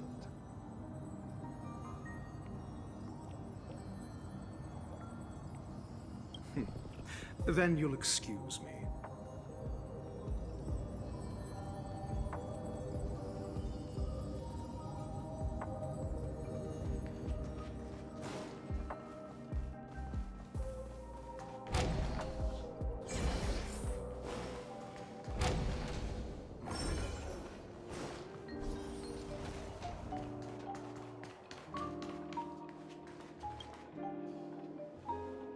Well, if it isn't my old friend. It hasn't been long, and yet, here we are again. How are you?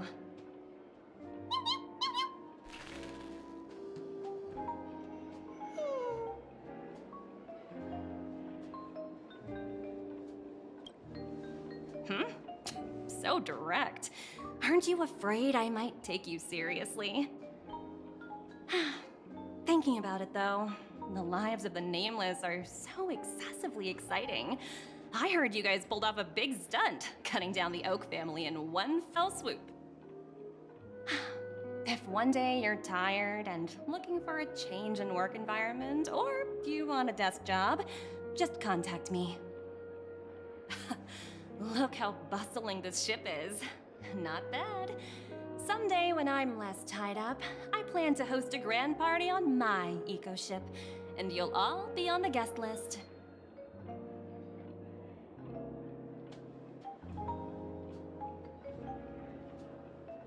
Transform? What are you saying? Oh, I understand now. You're referring to Aventurine's cornerstone, right? Sorry. Compared to him, my ability is not as visual. Guess there is no harm telling you. The abilities of the 10 Stonehearts' cornerstones are all different. Some can even read your thoughts, grasp your desires. So, be careful. Now that I think about it, it was good that Branya got there when she did in Bellabog. If she came any later, we probably wouldn't have ended up as friends.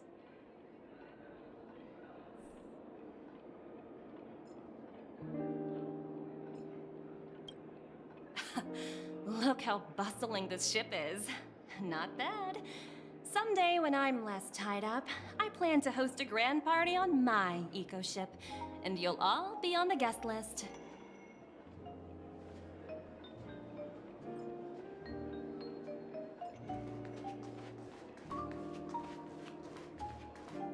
What services do you require?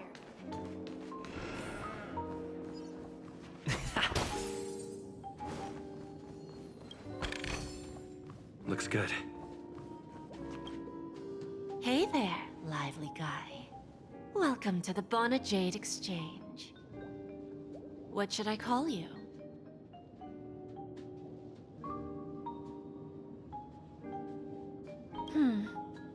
Not a bad name. Just lacking in virtue. So, Mr. Sunday, what do you wish for? And what are you willing to sacrifice for it?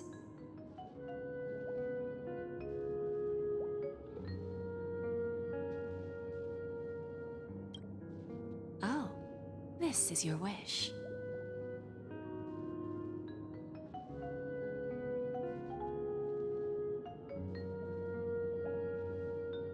Sounds simple enough. Very pragmatic. Then, let's discuss the cost. I wouldn't be too worried. To fulfill this wish, the thing I need is simple. The tail of an animal.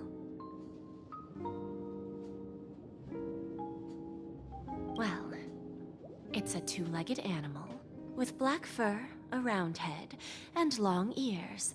It's omnivorous and is prone to mood swings.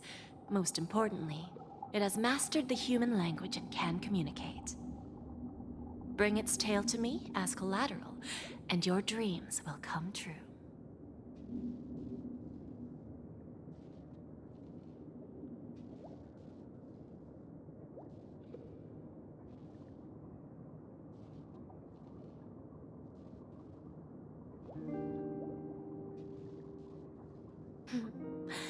May fate bring us together again, Mr. Trailblazer. May fate bring us together again, Mr. Trailblazer.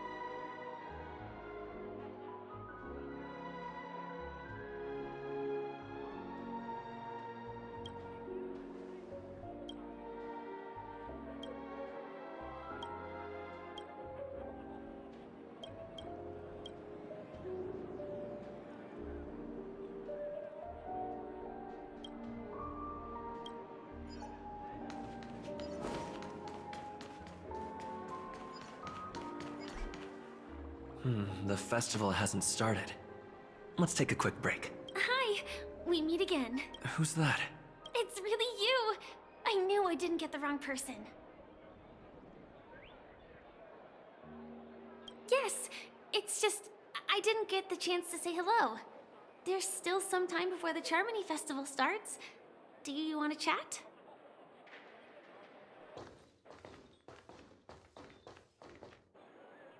Two murder cases, a showdown with the IPC's ambassadors, the legacy of the Nameless, and a remnant of the Order who wishes to replace an Eon-created paradise with a dream. You guys even ended up shattering the dream. It's truly been quite a vacation. It's a good thing that you guys managed to overcome all those difficult problems. Congratulations! After the Charmony Festival's opening, will you guys be leaving again?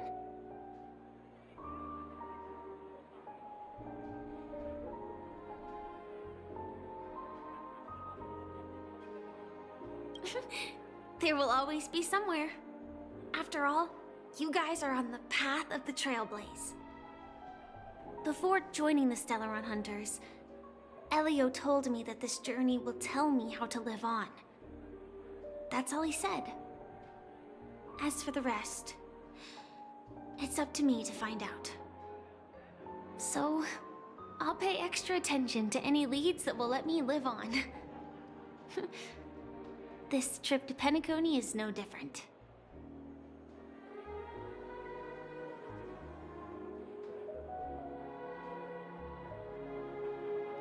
Yes. Initially, I thought the answer might lie with the riddle of the Watchmaker. I was looking in the wrong place, but I did reap some rewards. Do you know Miss Jade from the IPC's Strategic Investment Department? Bonajade Exchange belongs to her. She told me her price, but...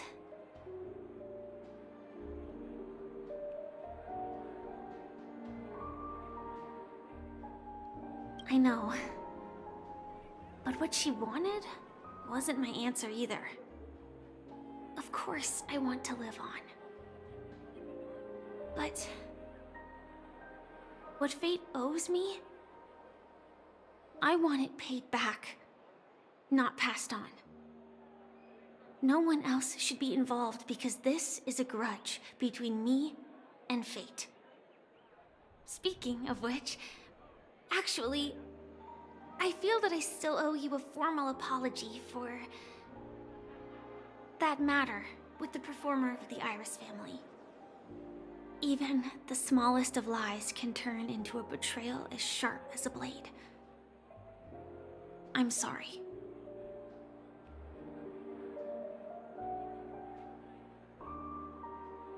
It was an emergency, so I never had the chance to formally apologize to you.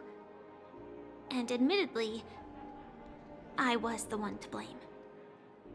To me, hiding is much easier than being honest. Yet, I still want to try expressing my emotions as any ordinary person would. It's that girl! Get moving! Arrest that criminal before the Charmony Festival's opening ceremony starts! I can't believe they've chased me this far. Looks like we have to say our goodbyes. Don't worry about me, just go and enjoy the ceremony. The script hasn't reached its end yet. We will meet again.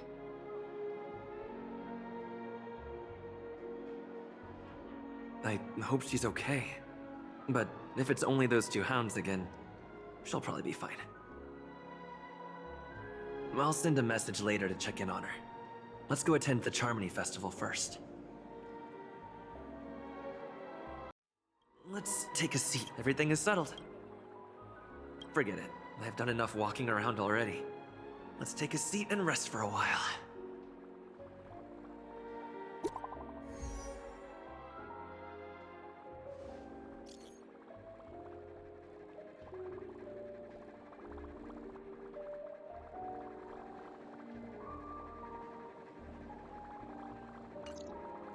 Looks like I don't have to worry about her. Let's wait for the opening ceremony to start.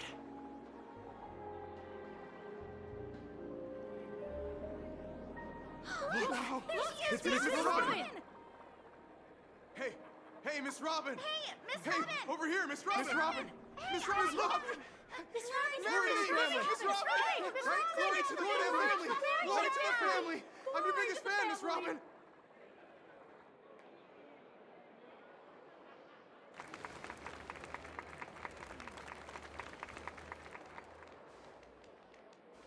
Distinguished guests, fellow family members, ladies, gentlemen, and friends from all over the cosmos. It's a pleasure to join you all in celebrating the grandest ceremony of the Amber Era, the Charmony Festival. Firstly, on behalf of the Penacony family's 5 major lineages,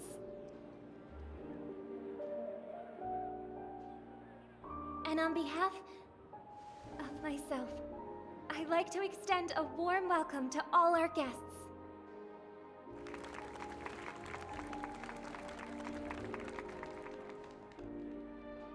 As you all may have noticed, this year's Charmony Festival is far from regular.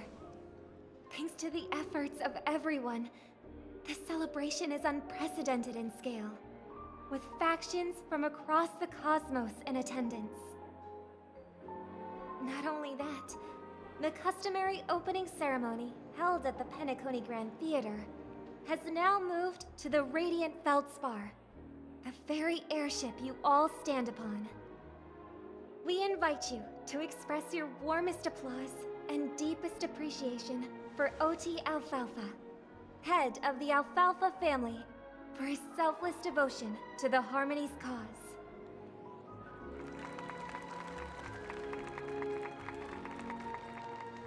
What makes this festival so uniquely significant? As is widely known, the Radiant Feldspar had to halt its voyage due to an anomaly in the Sweet Dream, sparking widespread discussion in the 12 Hours. Thanks to the hard work of Penacony's internal and external factions, we've finally gotten the dreamscape back on track, just in time for the Charmony Festival. And as they say, good things come in pairs. The Charmony Festival not only celebrates this achievement, but also marks the relaunch of the Radiant Feldspar. And finally, the last reason. Does everyone remember the Watchmaker? In truth, the family has poured their efforts into this festival just to commemorate this legendary luminary. The father of Penacony, Mikhail Char Legwork, one of the legendary Nameless who laid the foundations of Penacony.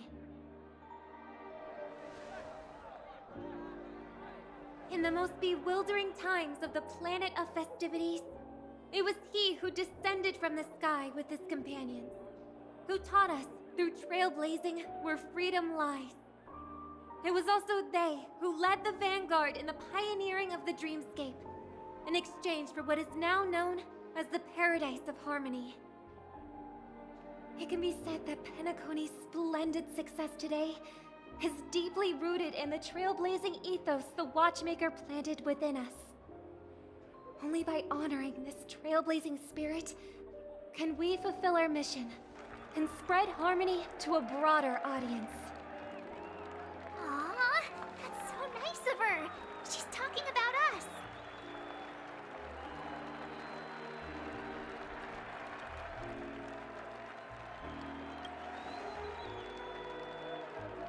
Obviously. Wait, why does that seem so ominous? And now, the sweet dream is back on track. All thanks to the Trailblaze, of course. If it weren't for everyone on the Astral Express, we wouldn't be able to successfully host this Charmony Festival.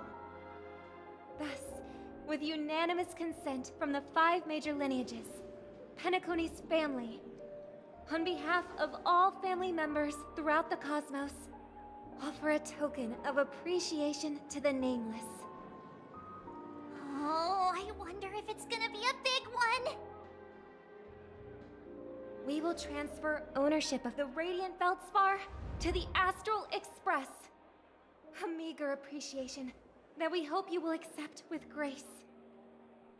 Let us gift our applause and cheers to these brave and dauntless Nameless. Nameless! Nameless! Nameless! And now, I propose a toast. To harmony, to the Trailblaze, to the future of Penacony and the universe, and to the generous Alfalfa family head, Mr. O.T. Alfalfa. Cheers! Cheers!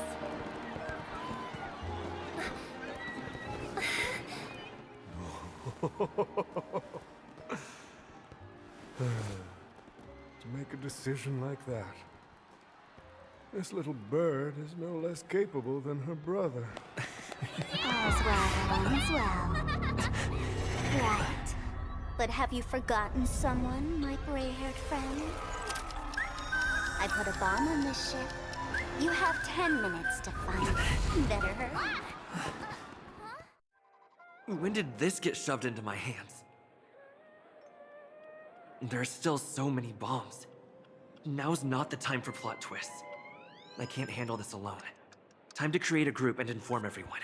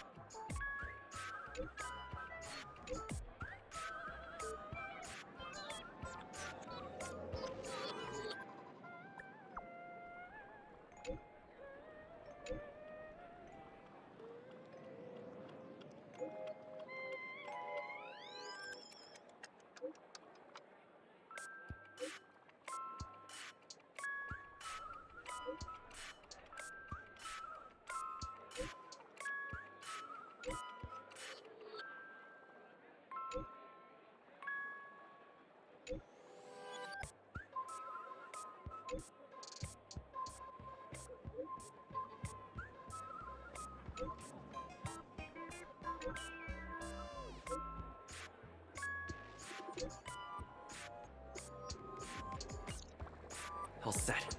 Let's start following the plan.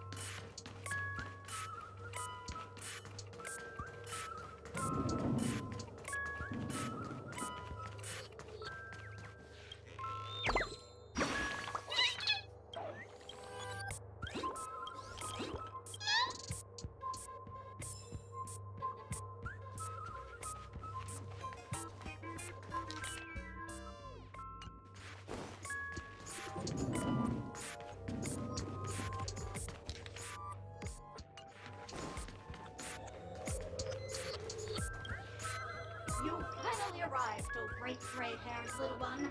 I'm the constable around these parts, and right now, I'm posing as a bomb. What? No, this is called foreshadowing. All right, now that you've found me, it's my turn to complete my mission. Next, I'll count down from 5 and then explode. 5, 4, 1. Is it really that important? I'm not even a real bomb. Was it surprising, shocking, horrifying? No? Really? Fine. That's too bad then. You really ought to learn how to win a girl over.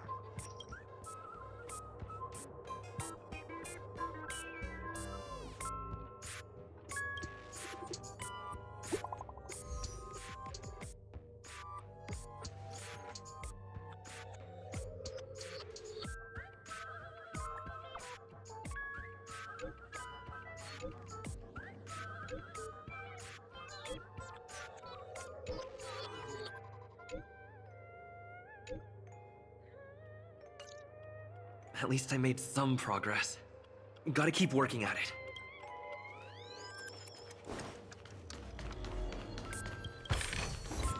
Looks good.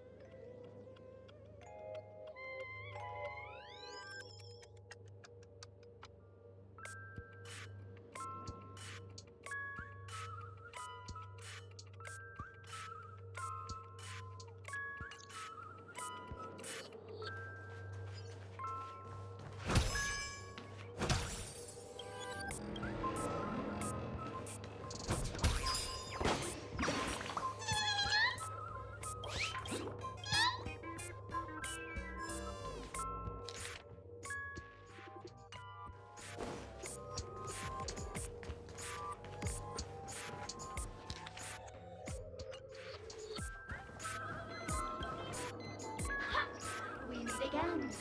I am Penacony's famed detective. Got yourself into a pickle? I'm more than happy to help. But unfortunately, I'm preoccupied with a couple of unsolved cases. So, you'll have to wait your turn. Bob.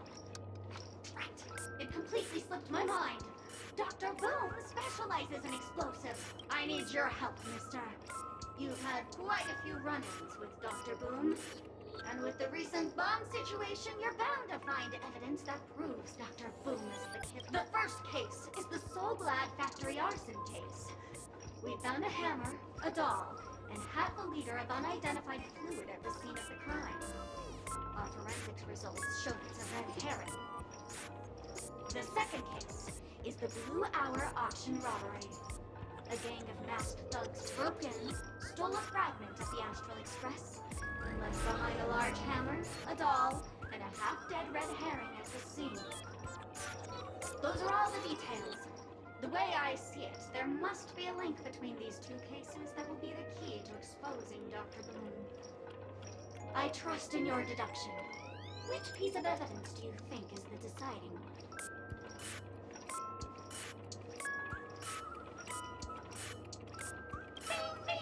Correct answer! You're good, gray hair. Your mind is pretty sharp. Seeing as you've put in so much effort, I'll throw you a bone. The bomb's not here. This is only a prank I've craftily set up. Hurry, time's running out. You better find that real bomb quickly.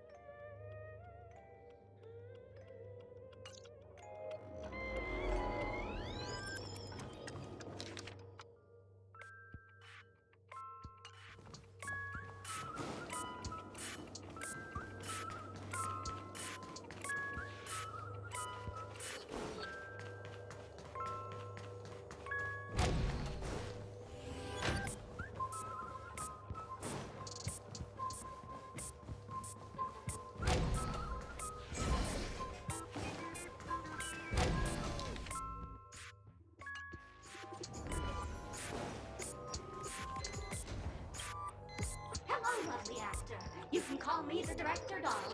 I often use this name in film credits. If you didn't know, I'm the one who directed the entire farce in Penacony. As the leading man of the show, what did you think? Feel free to share your thoughts. Well, actually, due to the current plot requirements, you're only allowed to say one line. So please try and resist the urge to share your thoughts.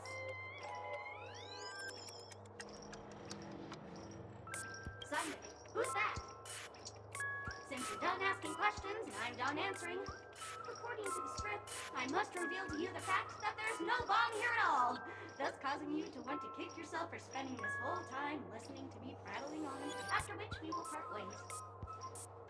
But don't fret, I've also prepared a gift for you. A dream bubble that has the thrilling life and death moments I shared with a beautiful memo keeper. If you haven't seen it yet, you should hurry up and look for Dr. Edward.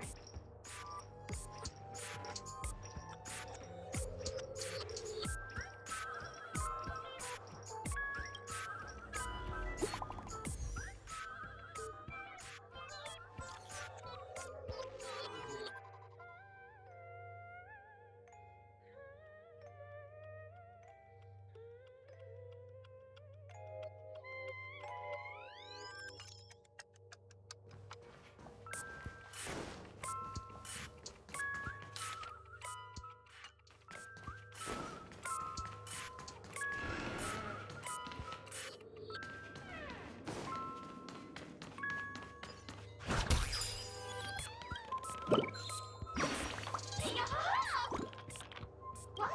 You can't actually.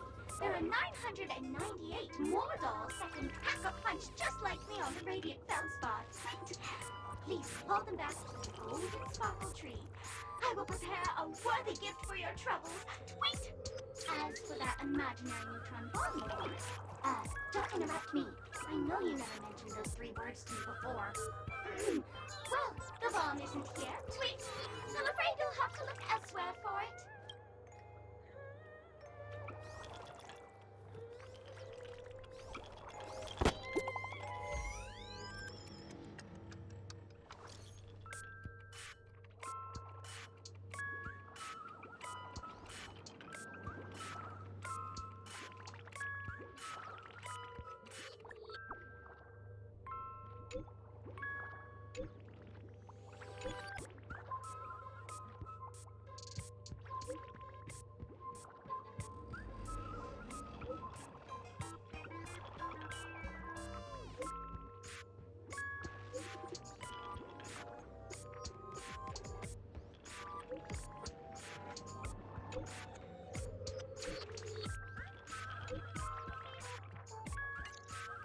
Not much time left. I hope I make it.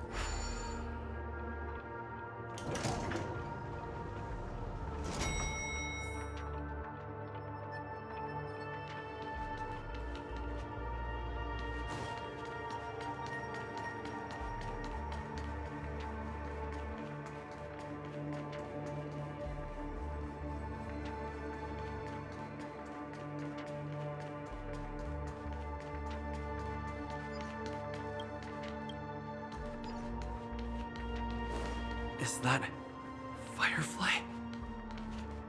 28 minutes, 46 seconds. 28 minutes, 45 seconds. You're here!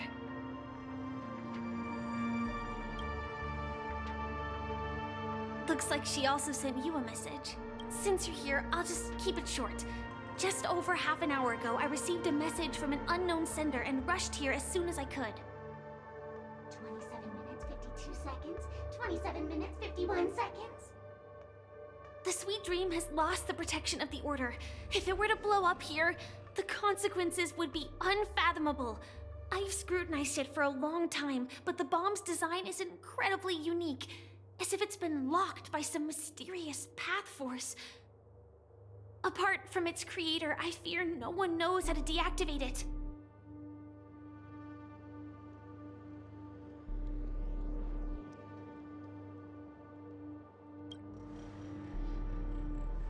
It's difficult. Time is running out, and she's a master of disguise. And even if we catch her, she won't come quietly.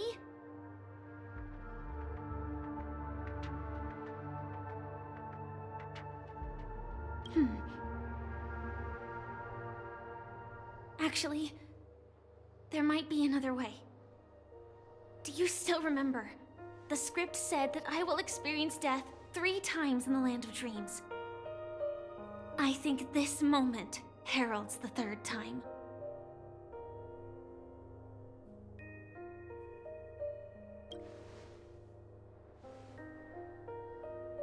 You may already know that I have no way of evoking dreams.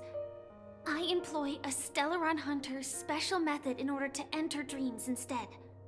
This allows me to perform feats that typical dream chasers can't.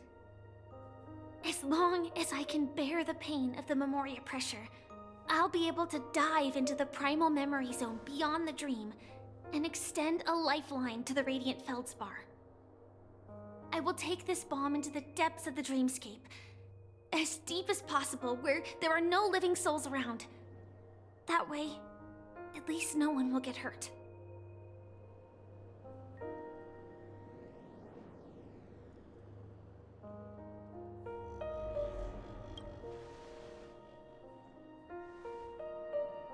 Don't worry. I believe that this Firefly armor will be enough to take me to where I need to go before the countdown ends. And maybe even make it back safely. At present, this is our best and most logical course of action. After all, a long story deserves a happy ending. I have some words to share with you, though they were spoken to me by Miss Acheron. She said that the so-called impossible is merely something that is yet to happen.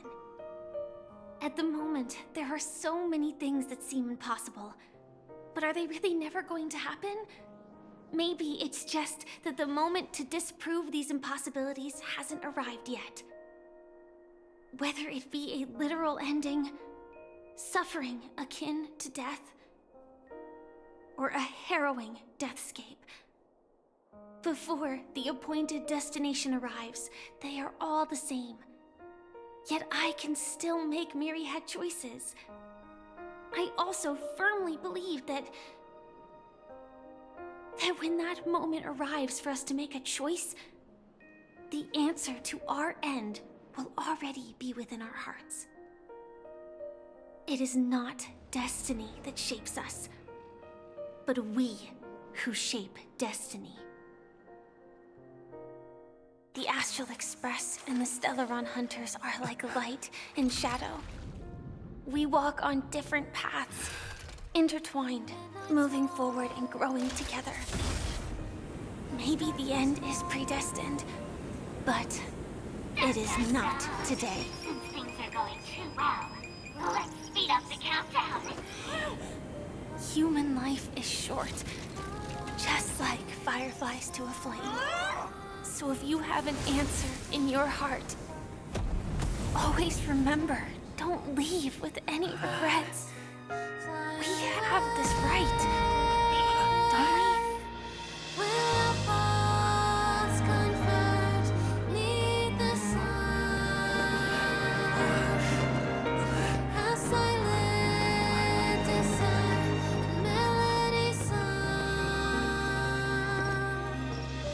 Since you care so much about other people's safety, why don't you go take a closer look?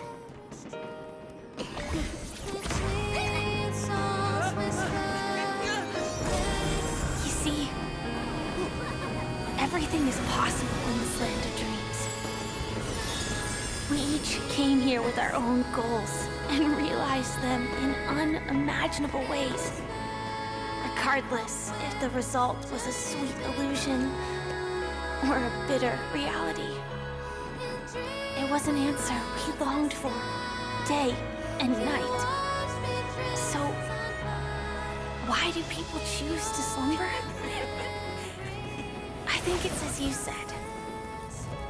Because in the end, we will wake up from our dreams.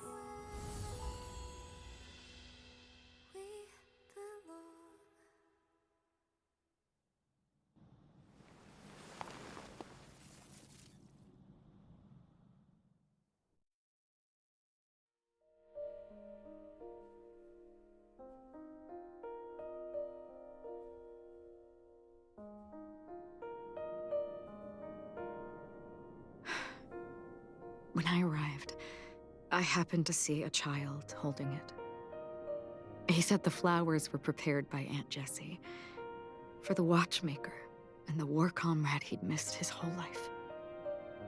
Mikhail would place 2 bunches of flowers here year after year. And after he left, it became 3. Your wishes will always be remembered by someone. Now, Penacony, as you hoped, has welcomed the dawn after a long, dark night. The path forward may not be a bed of roses, but at least people are prepared to step forth towards freedom. Tiernan, you can go home now. While the Nameless are also preparing for the next stop of their voyage.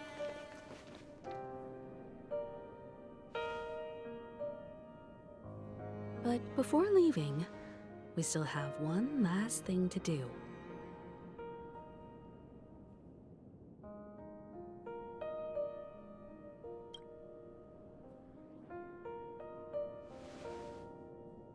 A fitting end to the tale of the departed. One could not ask for a better farewell. Go on. They're all here.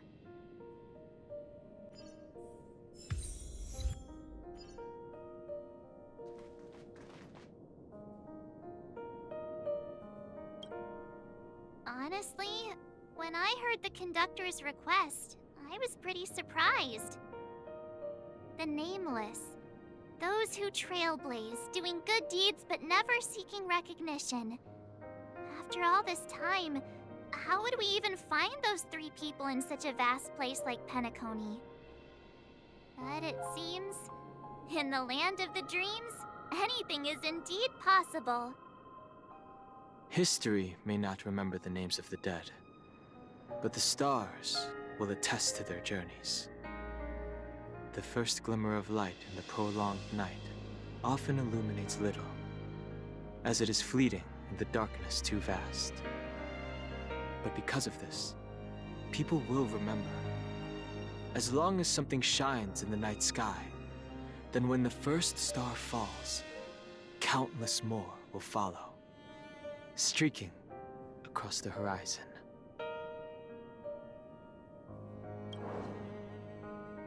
Brooklyn Tiernan, Rosalina J. and Estella, we raise a toast to you, trailblazers of the Silver Rail.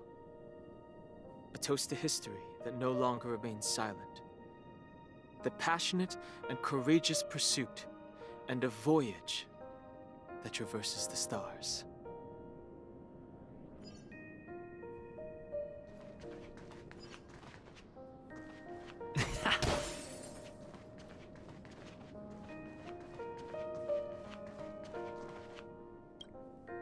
That statue. It wasn't here last time. Looks like this is the last riddle that Mr. Gallagher left for us. In the end, we still failed to figure out his true identity, or if he was even a living person. What should I say? I mean, this guy is definitely a history fictionologist, all right. I'm suddenly reminded of the time at the theme park when he said he was only 13 years old. Could that have meant something too? Either way, he's an enigmatic character for sure. At least our journey together in Penacony was real enough. And his loyalty and love for this land must have been real too, right?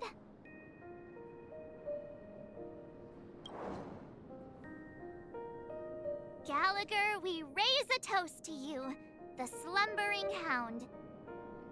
To the festival's invitation, to all lies and the singular truth. If we ever meet again, please don't talk in riddles.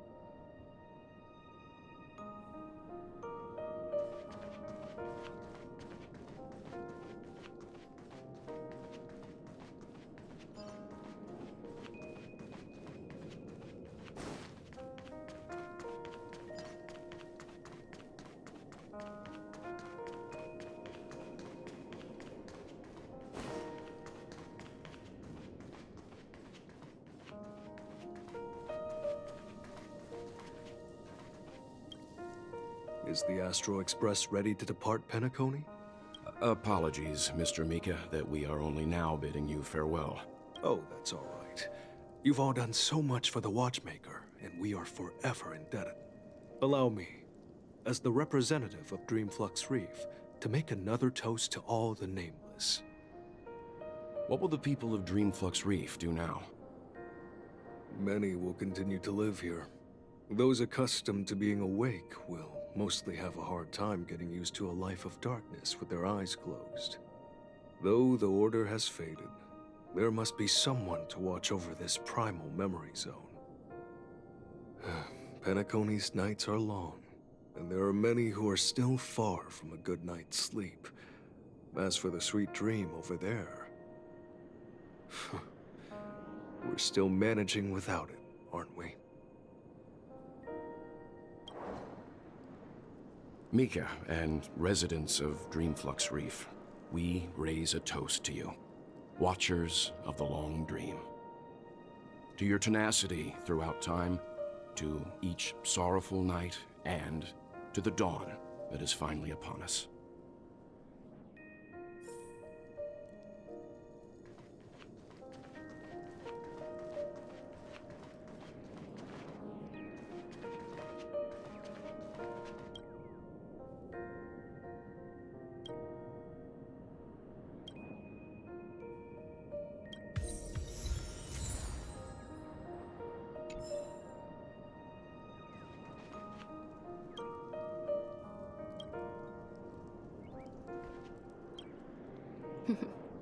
In the end, we still came full circle.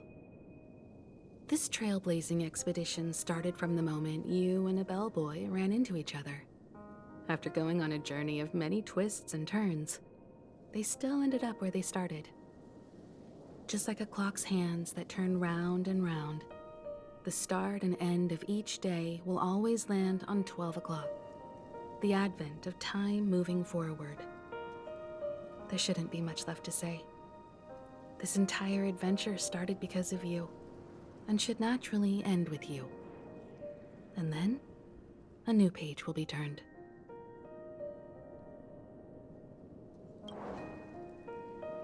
Mikhail Char Legwork, we raise a toast to you, watchmaker of the land of the dreams, nameless of the Astral Express.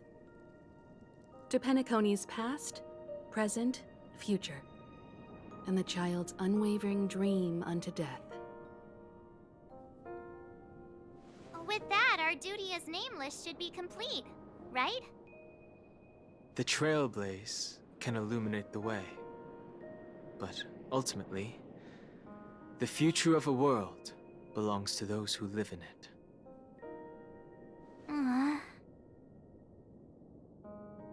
I still feel that Mr. Mikhail must have really wanted to witness this day himself. What's on your mind, March? Just a strange feeling. I had it a few stops ago, but it's super strong this time. Why not talk about it? Maybe everyone's thinking the same thing. I can't help but think that whether it's Mr. Mikhail, Mr. Tiernan, or Madame Rosalina, their lives must have been long, and they must have experienced plenty of stories. They were also young once, stumbling and bumbling around just like us, getting into scraps and mischief, that sort of stuff. Companions, enemies, journeys, adventures, all the sad and happy memories. The everyday that we're used to.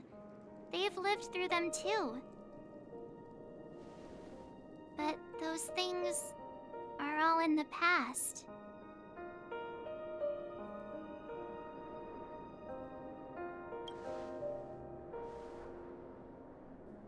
I know. But the thing that I can't get out of my mind is the present. It'll be easier to understand if I use an analogy. Like when you're reading a book. If one of its characters keeps running into obstacles and experiences an ending full of regrets, we're bound to feel a bit mixed about it, right?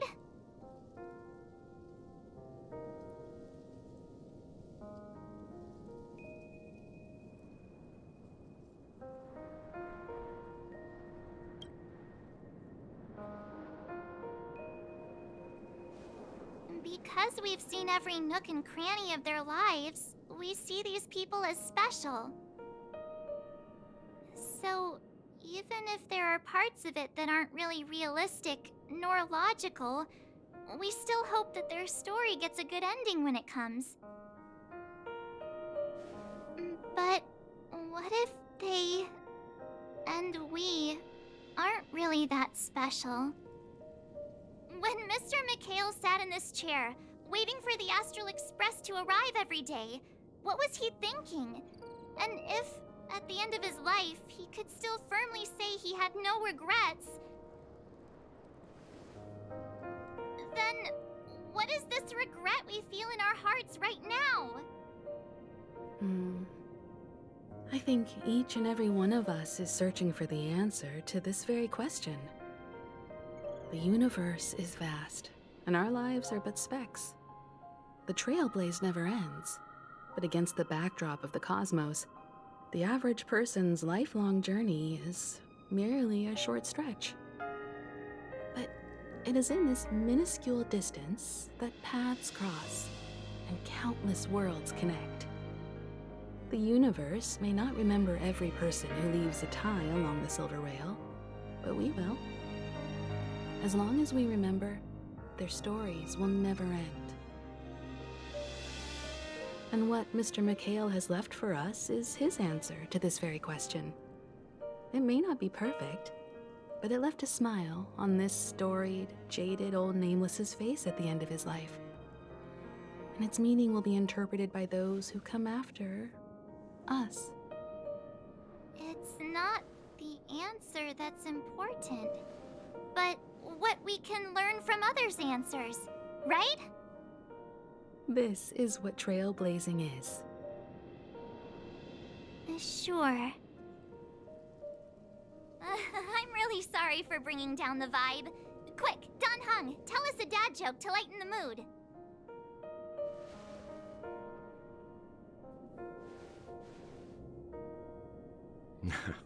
It's never a bad thing to reflect.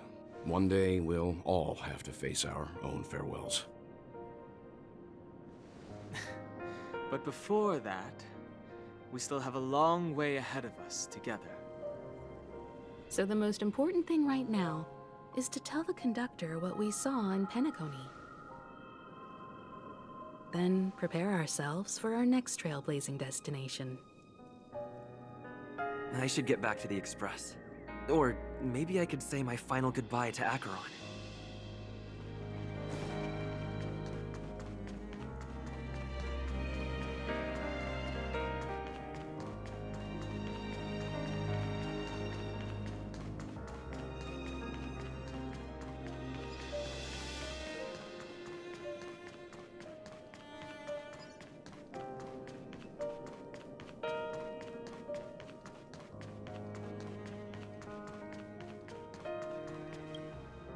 Do you still remember when we first arrived in Penacony?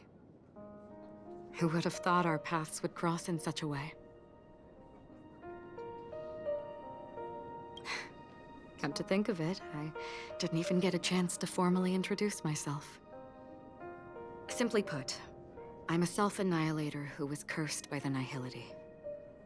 My hometown was destroyed a long time ago, and the whole world was erased beneath their shadow. In order to fight against the cruel end of self-destruction, I went on a journey in search of a way to sever the chains of the Nihility. After a long and grueling search, I am convinced that my destination lies within the depths of the dark web, where reality and the Nihility are separate. In there lurks a secret called Device 9. One day, I'll reach it. The ocean of stars is vast, and given our destinations, I'm afraid our paths may not cross again. But the trailblazing expedition ahead is always full of unknowns, and my blade is sharp enough to sever fate. As long as we maintain our original resolve, I believe there will come a day where we will meet again. Ah. In that case, I must apologize for my rudeness. Do you remember when we first met? I once said you reminded me of an acquaintance. Because of the Self-Annihilator's curse, my memories are stripped away, blurring my past. And after our journey together, what I originally thought were familiar feelings were merely illusions. I believe this was truly our first meeting.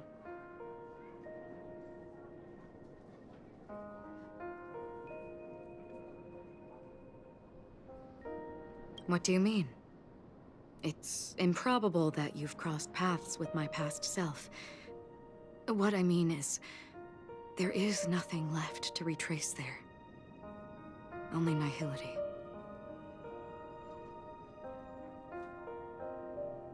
I see. You've also had a similar experience?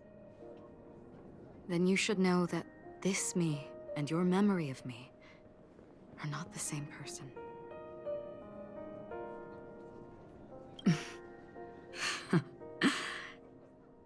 Long ago, I too was like you, with irreplaceable companions. We also embarked on journeys, making the best choices we could, whenever we could. Unfortunately, we didn't achieve the outcome we wanted. But moments like this make me feel like they never even left. In this universe, there exist countless worlds that are similar yet different, and countless people who are alike yet distinct. I too have wandered alone, encountering acquaintances on strange worlds, seeing their silhouettes overlap with my past. In your opinion, what does this déjà vu mean?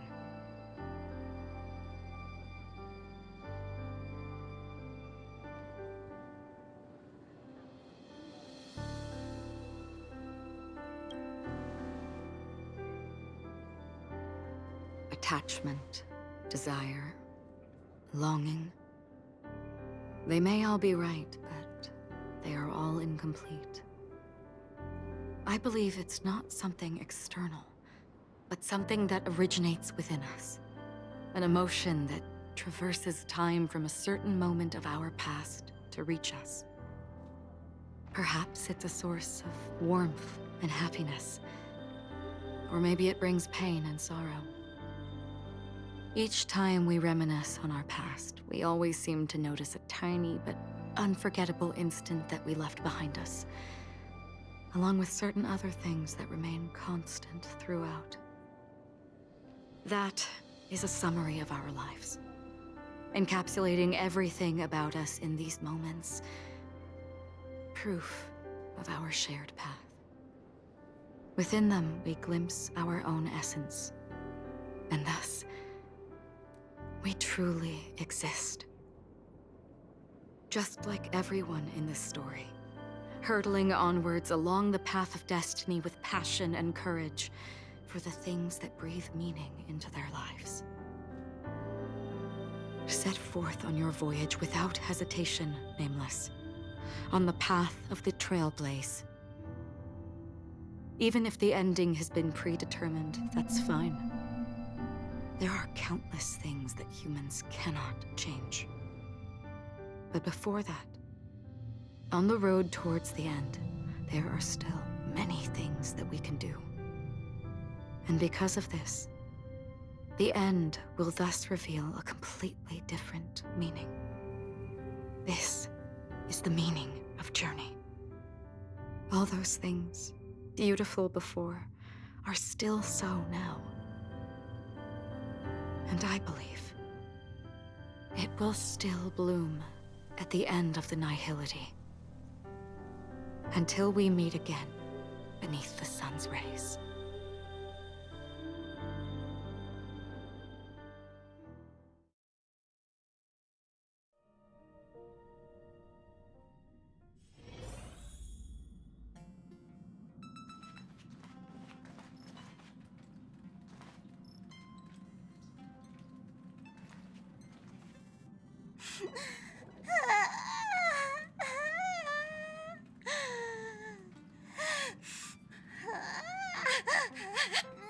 There.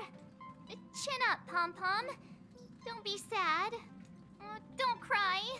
Wow. Your method of consolation is truly unsophisticated. Still better than just standing there like a scarecrow. Oh, hey, you're finally back. We told Pom-Pom all about our adventure, and they suddenly started crying. I've never seen Pom-Pom so sad before.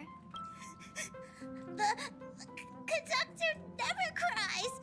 Pom-Pom is never sad. Pom-Pom is just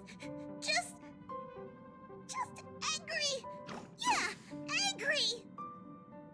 No matter where the express stops, you lot always manage to cause chaos. My well-thought-out timetable completely ignored. If you carry on like this, the express is gonna run out of fuel. That's right. Pom-Pom is just angry. It's not because of Misha, Tiernan, Rosalina, and the rest.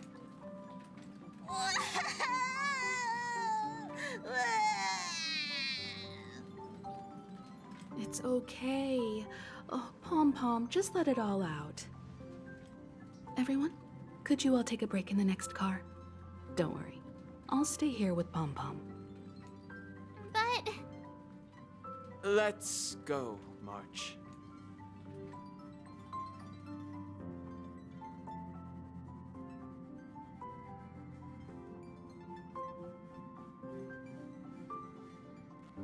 It's okay. Oh, Pom-Pom, just let it all out.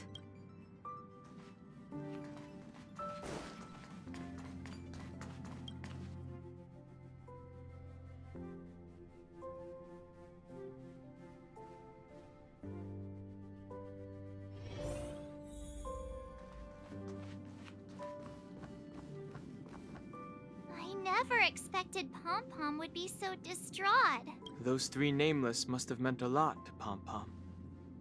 No one knows exactly when Pom-Pom boarded the Express, but one can surmise that their journey has been filled with many hellos and goodbyes. Probably more than we can imagine. The fact that they're crying so hard is probably a good sign. It proves that Pom-Pom's emotions haven't become dulled by the grind of time. They still deeply cherish every nameless who has boarded the Express and value every journey shared with them. Leave it to Himiko. When it comes to comforting, there's no one better on the Express.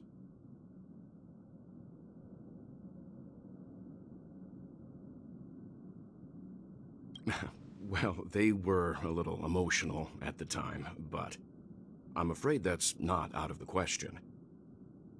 Since you joined us, the Express has stayed longer than anticipated at every stop along the way. And to ensure that everyone always makes it back on board, Pom-Pom has had no choice but to delay the warp jump schedule. I see. No wonder I can regularly hear Pom-Pom pacing anxiously up and down the corridor. Turns out Pom-Pom's been silently putting in a lot of work for us. Wow. Different from typical vehicles, the Astral Express converts every trailblaze into the energy it needs to run. Ideally, as long as trailblazing expeditions continue without interruption, the Express will receive a constant flow of energy, much like a perpetual motion machine. But because of our previous encounters, fuel is being used up much faster than expected. We can probably only pull off 2 more warp jumps at most. Only 2 more? Isn't that super risky? Oh, I don't want to become an ice cube floating around in space again.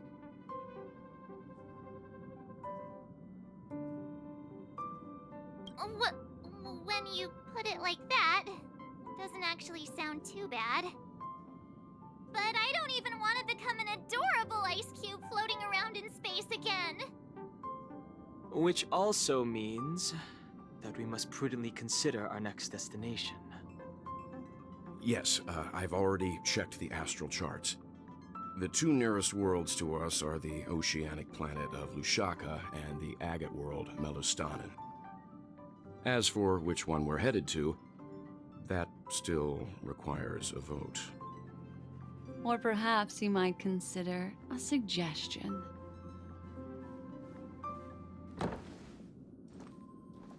Everyone, we meet again. It's you! Why were you just in my room? It's a very cute room, Miss March. Just like you.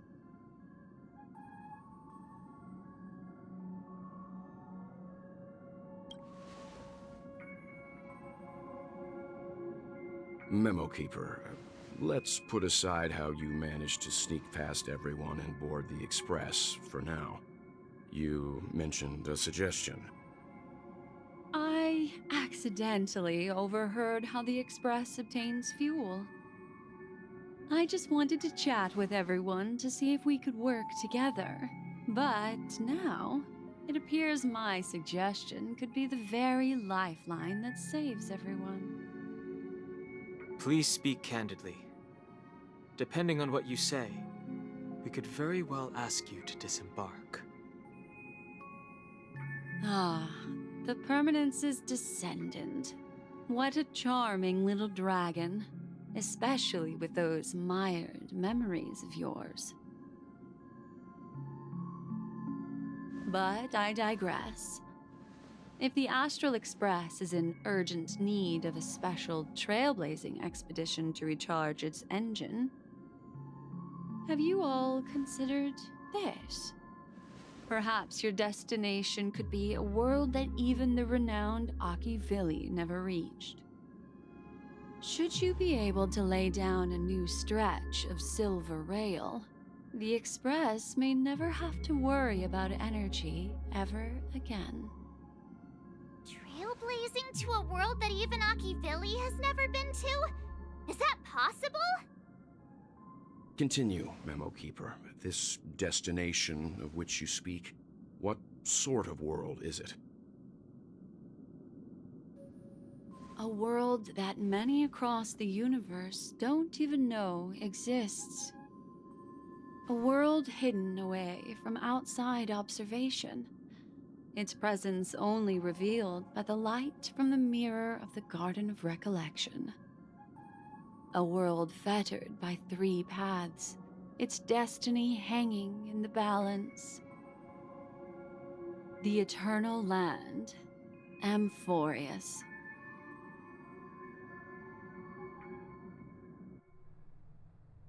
I hope I'm not too late, child. I wasn't expecting it to be you. Don't you know how many sentry posts the family has built? And how hard it is to get you out of here? Looks like my time's up. What do you mean? What time? Negotiation, interrogation, or death. My fate lies entirely in your hands, Lady Bonajade. The dance is done. Why bother with the compassionate pretense and give someone who's about to die the chance to talk? Despite your fall from grace, you still look well. I'm very glad to see that you're so full of verve. Do not insult my pride with half-veiled sarcasm. Have you specially come to see me, just to sate your vile vanity? Oh, of course not. I merely came to fulfill your younger sister's wishes. To offer you a generous trade. That is, if you're willing to accept. Robin? To build a true haven where everyone can attain peace.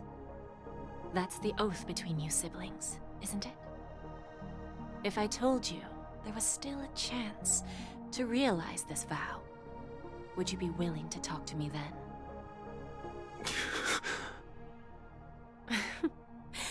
I recognize the gravity of this question, which is why you don't have to answer me right now. Go now. You are free, O Chosen One, who dare to exceed his bounds, sever your wings, descend to the mortal realm, and walk their lands. See what this world is truly like. I will not accept your charity. As I mentioned earlier, it's a trade, and you don't have to give me an answer right now. Rewards are not reaped in a day, and if there's one thing I'm best at, it's waiting. The sweet dream still continues, and the night is still long. You have plenty of time to contemplate your answer. A word of advice for you before we part ways. A word of warning from someone who's been in your shoes before.